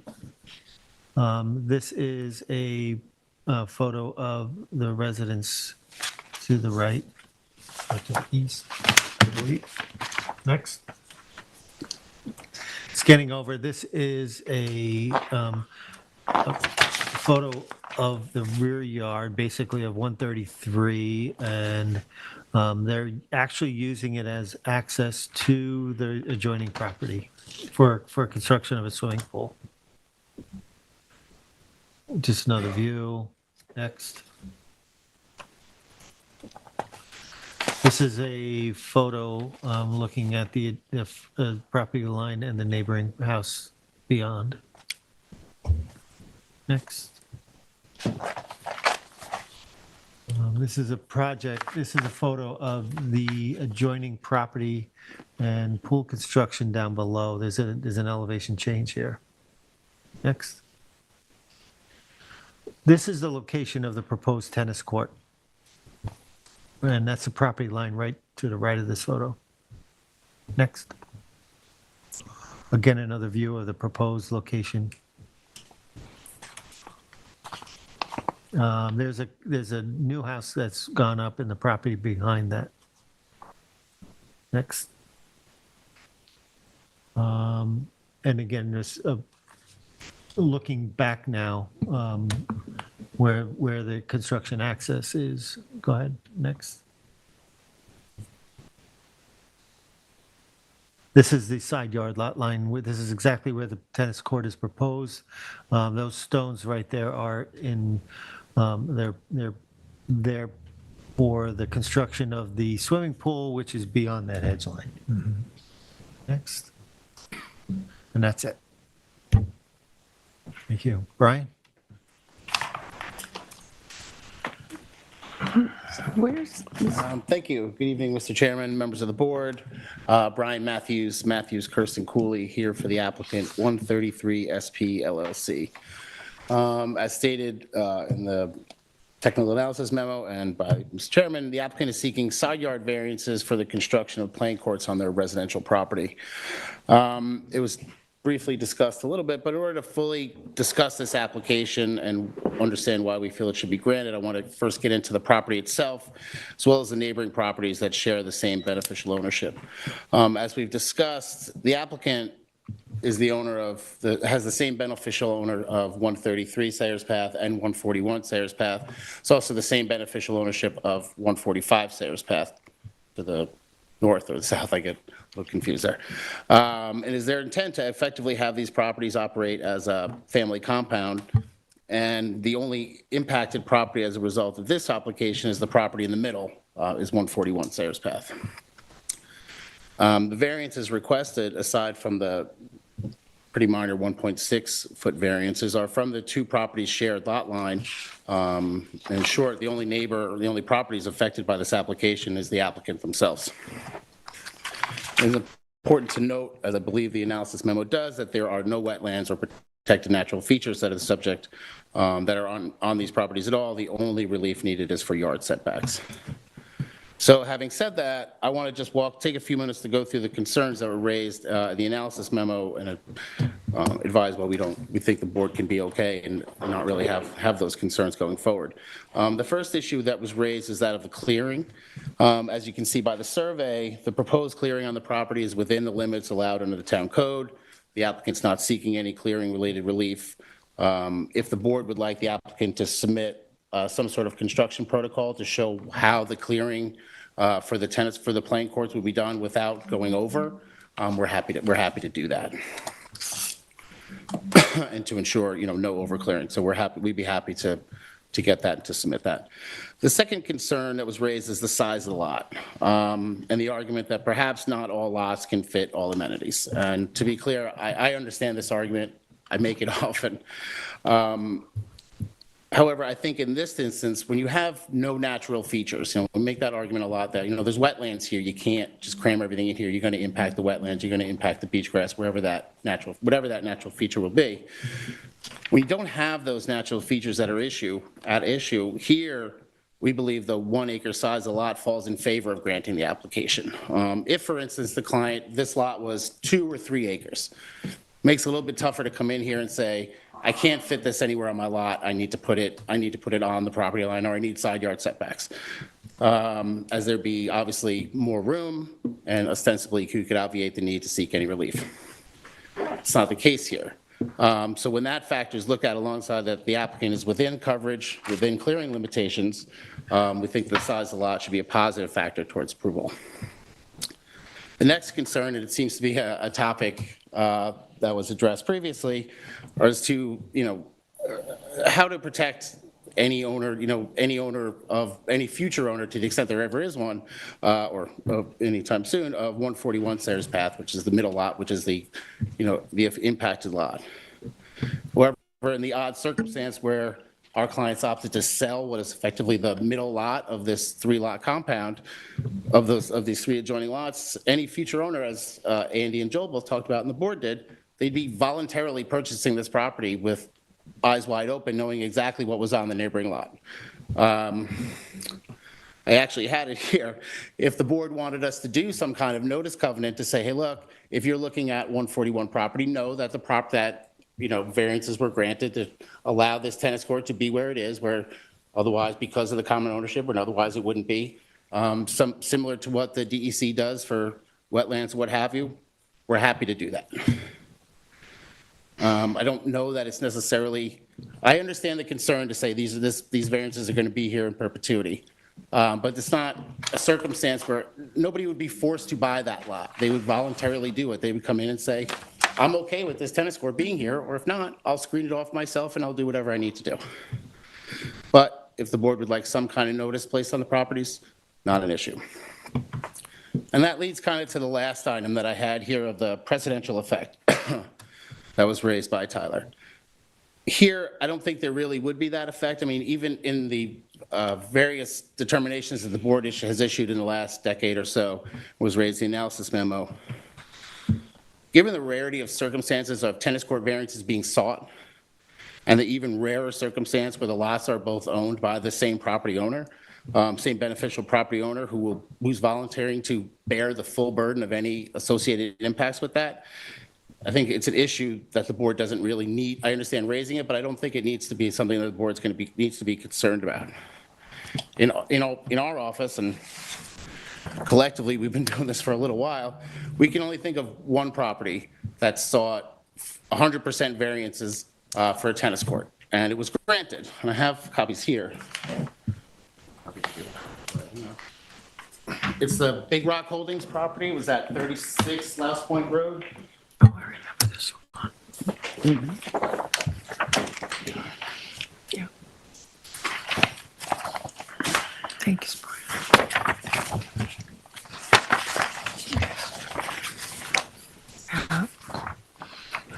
This one. And so, I don't expect you to have to, fully look at it now, but in that instance, property owner sought a 50-foot setback for a tennis court was sought, and it was granted to allow them to put the tennis court right on the property line with the understanding that they were the only impacted neighbor, and there was really, no impact to any adjoining properties with respect to that. And so while, as you can see, that application and that determination was, I think, 13 years ago, if I recall, almost to the day. We think the rationale that's stated in there applies here and shows why why our client should be entitled to that same relief. The fact that it hasn't really come up since that time and hasn't really come up that many times at all shows it is such a rare circumstance that I don't think there's going to be a lot of precedent that the board has to really concern itself with. So just quickly then, and why we think this application meets the standards for the variances in the town code and the town law, it's our view that it's a balancing test, as the board well knows and council well knows. So here, we think the benefit to the applicant greatly outweighs any impact to the neighbors, detrimental impact to the neighbors, as there is no impact. The variance is the minimum necessary as the court has been moved as close to our client's property line as possible. There'll be no undesirable change in the neighborhood to allow tennis courts and playing courts in this area of Wainscott. While the variance itself may be substantial, the impact is not. And the only impact lot, again, is the applicant's neighboring lot, and there are no protected natural features. And while the need for the variance is, of course, self-created, as the board knows and council knows, that in and of itself is not a reason for denial. And so for all these reasons, we ask that the application be approved. Couple things. The argument, the statement, if you will, of there's no natural features helps you. One could also look at it as it hurts you because it's not creating a hardship where you have to force a variance. Secondly, this lot standalone, and I get the common ownership argument, but standalone, any place in town is non-conforming to width for a tennis court, anywhere. Right, you put it anywhere, so that's going to be hard for us to weigh, and again, I think we're going to be concerned with the precedent as well. So, you can. That I don't know if that's a question or comment, but you can address that concern maybe that we were just raised. Sure. Did you want me to answer? Yeah, go ahead. Yeah, I mean, I guess I get it. I mean, just to take in order, I guess, I don't know that I understand fully the concept that no natural features hurts. I think that the fact that there are no natural features on this property, no wetlands, no duneland, no beach grass. And with that, then there's still not a conforming location. Well, I think that's right, and that's what precipitates the need for the variance and why this variance, and because of the size and the tennis courts needs to be and where they need to go, that's why this is constructed or proposed to go where it is and why it's the minimum variance necessary. If you can't have it any other way, if there's no other way to do it, that's really why the whole process exists to begin with, of why you have the ability to apply for a variance and why there's well-established standards about what you need to show.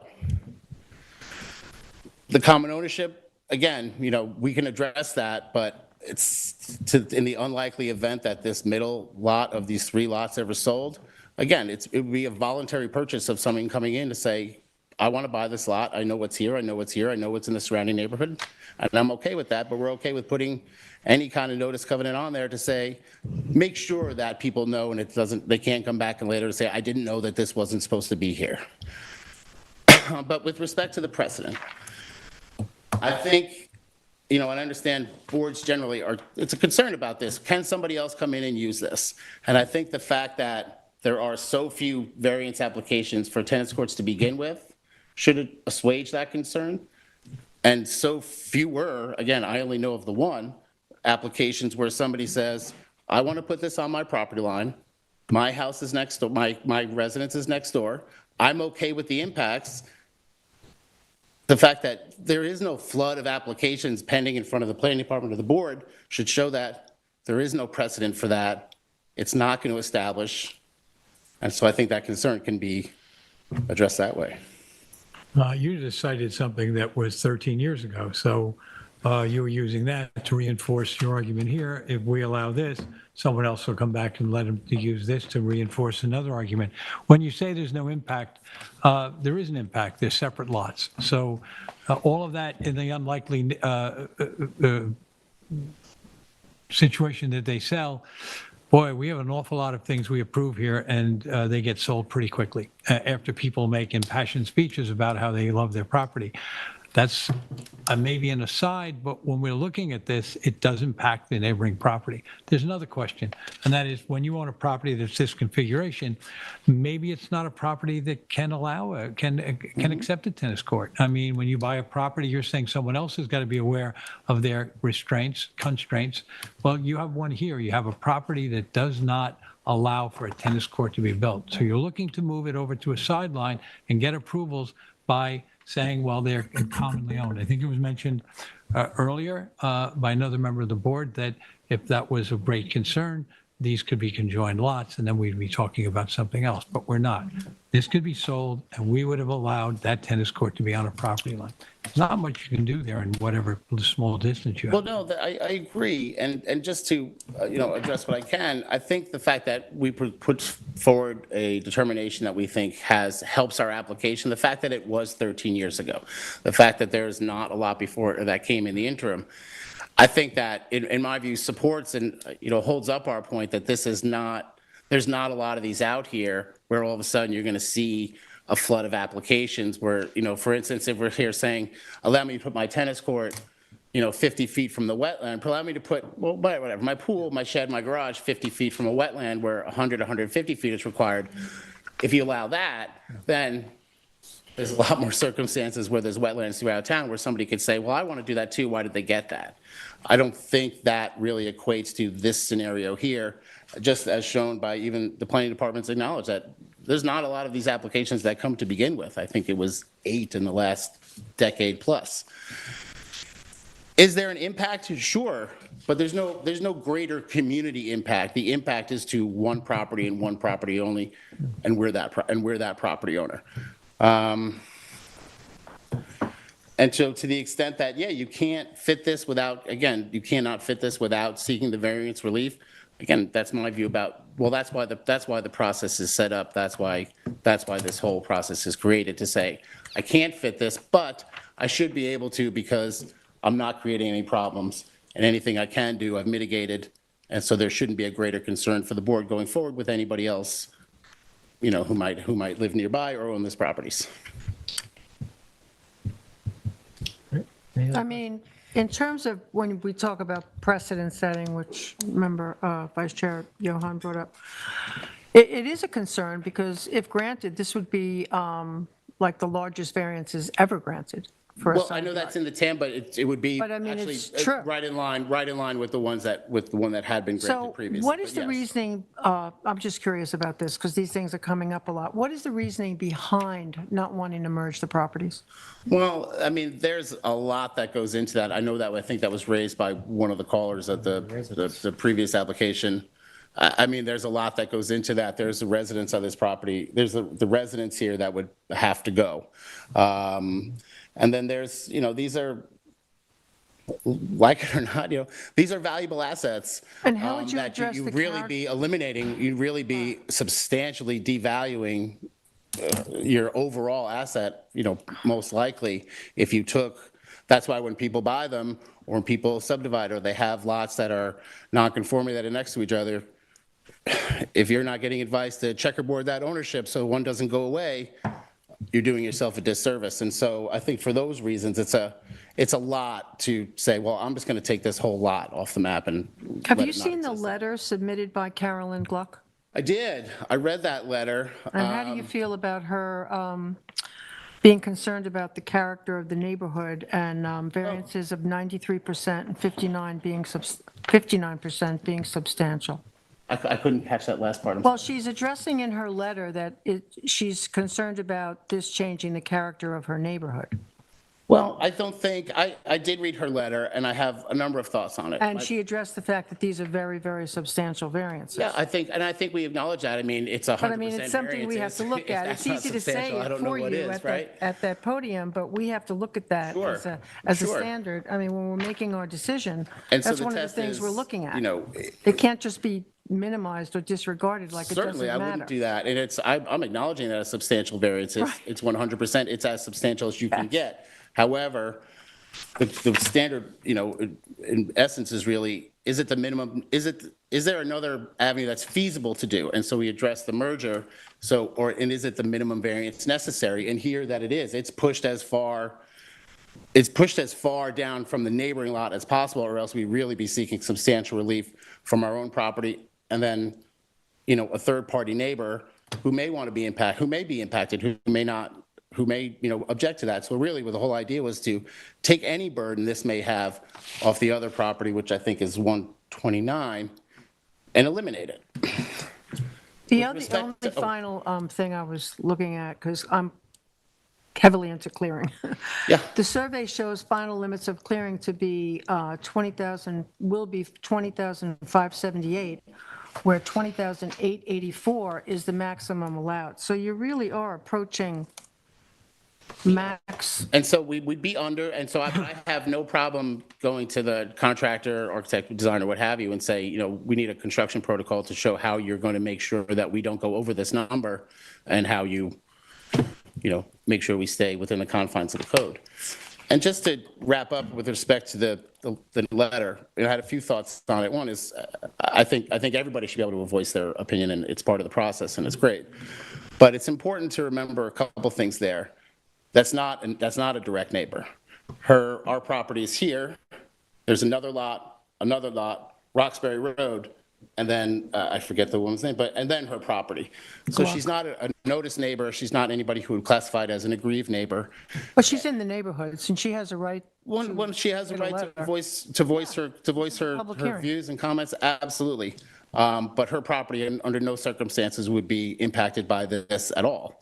I think if granted, she's looking at it like this could cause a precedent. Well, I think that's right, and I think she's looking at it as probably a resident and a homeowner. Right. Partially in connection with her being the chairwoman of the Wainscott CAC, I think she mentioned there.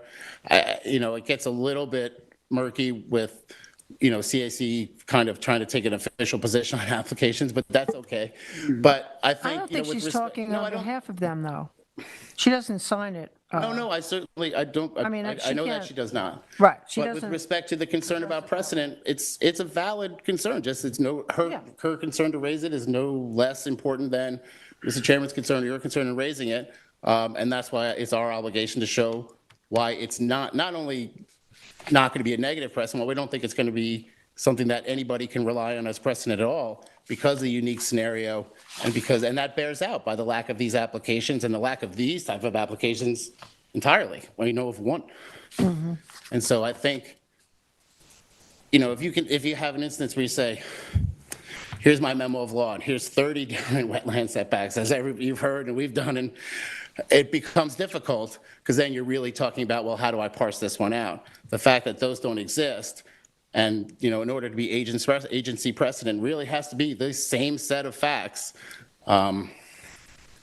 It just doesn't really exist here. Particularly here, when you have 1, 2, 3 lots, it's not, again, just like Andy's application, doesn't evince a spec builder want to, I'll buy one, develop one, flip it off. I mean, it's, particularly when it's the middle lot, I think any precedential concerns can really be addressed that way. Thank you. Thank you. Thank you. Any other questions? No. Good. Thank you, Tyler. Tyler Borzak for the Planning Department. The subject property is located on the northeast side of Sayers Path in Wainscott. The application in front of the ZBA is requesting 3 variances in order to construct a tennis court and playing court within side yard lot line setbacks from both the southern and northern side yard lot lines.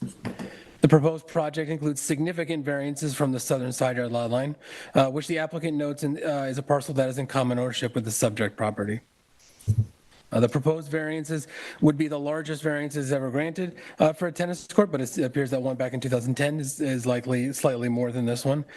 Even when located only 3.5 feet from the southern lot line and thinner than a standard width, it's only 55 feet versus 60 feet as a normal width tennis court. The proposed tennis court also does not meet setbacks from the northern side yard lot line. The proposed variances need to be carefully reviewed by the ZBA, and a solid foundation should be established on how the proposed structures meet the variance standards if it is approved. The variances as proposed would set a precedent for future applications on similar properties. Ultimately, not every property is appropriate for every appurtenance. A parcel that has approximately 110 feet in width is likely not the best candidate for a tennis court, and possibly not for any playing courts of any significant size. The proposed project gives the impression of simply maximizing the improvements on the property. Overall, the project appears to be a poor candidate for the requested variances. The southern side yard lot line setback variances include 93% and 59% variances. Even if those variances are requested from a parcel that is in common ownership, this is a dangerous precedent for structures that do not commonly receive variances, and that will remain in perpetuity. Future owners may be on notice after construction takes place, but the variance requests are so significant that it's difficult to rely on that as a unique circumstance. This appears to be a parcel that is simply not appropriate for the proposed improvements. 1-acre properties are not designed for playing courts given their required setbacks. There's only approximately 10 feet in width at the center of the property that would be a conforming location given the 50-foot setbacks for playing courts.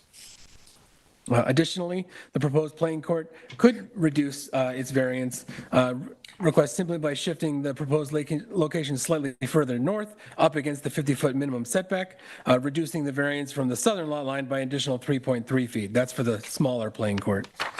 There are several aspects of this application that need to be carefully reviewed by the ZBA, including the possible precedent being established, comparisons to other variance approvals for tennis courts, and if the applicant meets the variance standards. The proposed variants are substantial, will be a change in the character of the neighborhood with such significant variance requests, and are self-created difficulty with the purchase of the property occurring in December of 2021, with setback requirements for playing courts being long established. Variance applications for tennis courts are not common. Since 2012, the board has had 8 variance requests for tennis courts, which are noted in the assessment. I won't go over each one individually. I did look at that Big Rock application.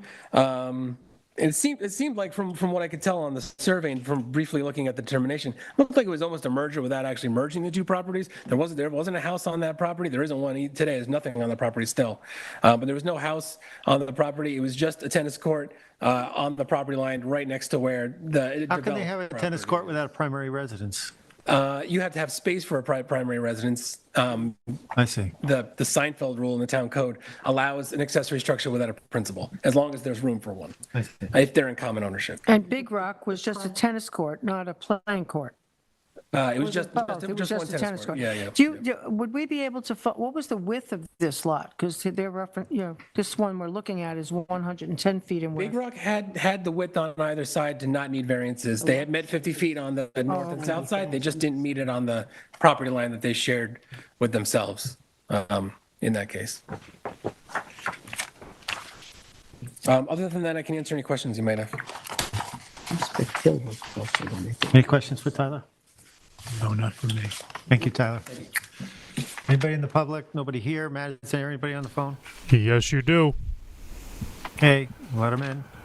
Okay, unmuting last 4 digits. 3766. You are live. Hello, caller. Good evening. This is Can Carolyn you Logan announce Gluck on the phone. Can you hear me? Can you announce yourself and your address, please? Yes, this is Carolyn Logan Gluck on the phone. I live at 119 Sayers Path. Can you hear me? Yes, and Carolyn, do you swear firm to tell the truth, the whole truth, and nothing but the truth? Yes. Okay, go ahead. Yes, well, thank you for giving me a chance to speak tonight, and I won't reiterate what I wrote in my letter to you, but I have been listening to the conversation this evening. I'm no expert and I'm no lawyer, but I do feel that this is a very impactful application that is before you. Mr. Matthews keeps emphasizing that the only impacted property is number 141, the one that would be sandwiched between the property under consideration and the one to the south. But that's really not true. This has an impact on all surrounding properties to the west and to the east and to the northeast. And people keep talking this evening about a tennis court, but I'd like to remind you that in addition to a tennis court, there's a quote-unquote playing court, and it's not even clear whether that would be a paddle court or a pickle court or a padel court. But one thing that I do know is that paddle courts make a lot of noise, and for sure that would have an impact on people in the neighborhood, because this is zoned for small houses with gardens. Now, it could be that the applicant is within the clearing limits, but I would just like to remind this board that 129, 133, 141, and 145 were completely wooded. It's true, 100 years ago it was farmland, but the oaks on these properties are over 100 years old now, and to see them systematically torn down is having a huge impact on the neighborhood. And to think that all of these trees on this property have been lost means that noise from the way in which this property is going to be used is going to travel much more freely than it would if the properties were wooded. And you know also that there's another property adjacent which has been completely clear-cut. So we're losing our woodland, which is of great concern. Also, what makes me so sad is to see the little sweet green house falling into a complete state of disrepair. The shutters and the screens are falling apart and hanging off hinges, and weeds are growing up around the foundations, and it's just not clear to me what's going to happen to this structure while these amenities would be put in place. So I'd just like to add those thoughts to the conversation this evening and emphasize that I'm not calling other than in any capacity than as a neighbor. It's true I don't live directly next door, but I walk Sayers Path down to the beach very regularly, as do many, many of my friends and neighbors on Sayers Path. And this will be a highly impactful change to the property if it goes forward as the applicant would like. Thank you for listening to me this evening. Thank you. Anybody else, Matt? You have 0 additional callers. Thank you. Thank you. Council, you have anything to closing statement?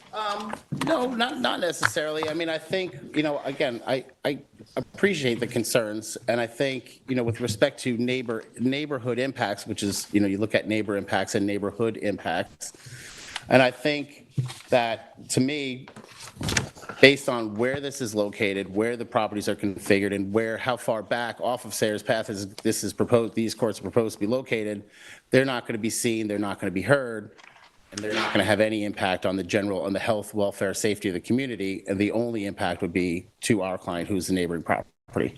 But what I would like to do, I would like to be able to address her concerns. I would like to see if we can address a couple of the issues that were raised by the board. If we could keep that written record open for 2 weeks to do that, I would and submit any kind of construction protocol to address concerns about the lines of clearing. I'm happy to do that as well. Sure. That would be for the 17th, we said, right? 2 weeks? Yes. Right. Therefore, I would like to make a motion The application of 133 SP LLC, 133 Sayers Path, Wayne-Scott, Suffolk Tax Map number 300-197-6-13 to close the hearing, but keep the record open till October 17th for additional submissions, responses for public comment and board comment. Perfect. Thank you. Okay. I'll second That being that. a construction protocol? In construction. Yeah, Okay. that'll happen, certainly. Thank you, Brian. Thank you. Have a good night, everybody. Okay, I'll second it. Concur. I concur. I concur. Thank you. All right, with that, we have draft minutes of September 26, 2023. Okay. I'd like to make a motion to approve the minutes from September 26th, 2023 for the East Hampton Town Zoning Board of Appeals. Second. Concur. I concur. I concur. Finally, we have one resolution this evening. That's Frederick and Sarah Brooks at 12 Ferncroft Place, Montauk, Suffolk, tax map number 300-28-3-52. Would like to, who was this? That was mine. That was yours. That was Terry's. That's mine. Okay, if you recall, this one, it was on Ferncroft Avenue in Montauk, and this was an application that was unanimously approved by the board. I don't know if you recall it, this was one where originally there were some dormers in the front proposed, and it was a project that is taking down some of the patio and decking in the back of the property and adding a deck and property and a swimming pool. Overall, the project is such that it has eliminated variances from the wetlands or improved, much improved setbacks for the patio and other appurtenances on the property, making the driveway smaller, et cetera. Anyway, so in this matter of Frederick and Sarah Brooks, tax map 300-028-03-52 at 140, that's 114 South Ferncroft Place in Montauk. Make a motion to approve the resolution as written. Second. Concur. Concur. I concur as well. Thank you. Vice Chair, you want to close? Yeah, thank you, Mr. Chairman. I'd like to make a motion to close the East Hampton Town Zoning Board of Appeals public hearing for October 3rd, 2023 at 8:39 PM. Second. I concur. I concur. Thank you. Thank you, Matt. Thank you, Tyler. Thank you, Morgan. Thank you.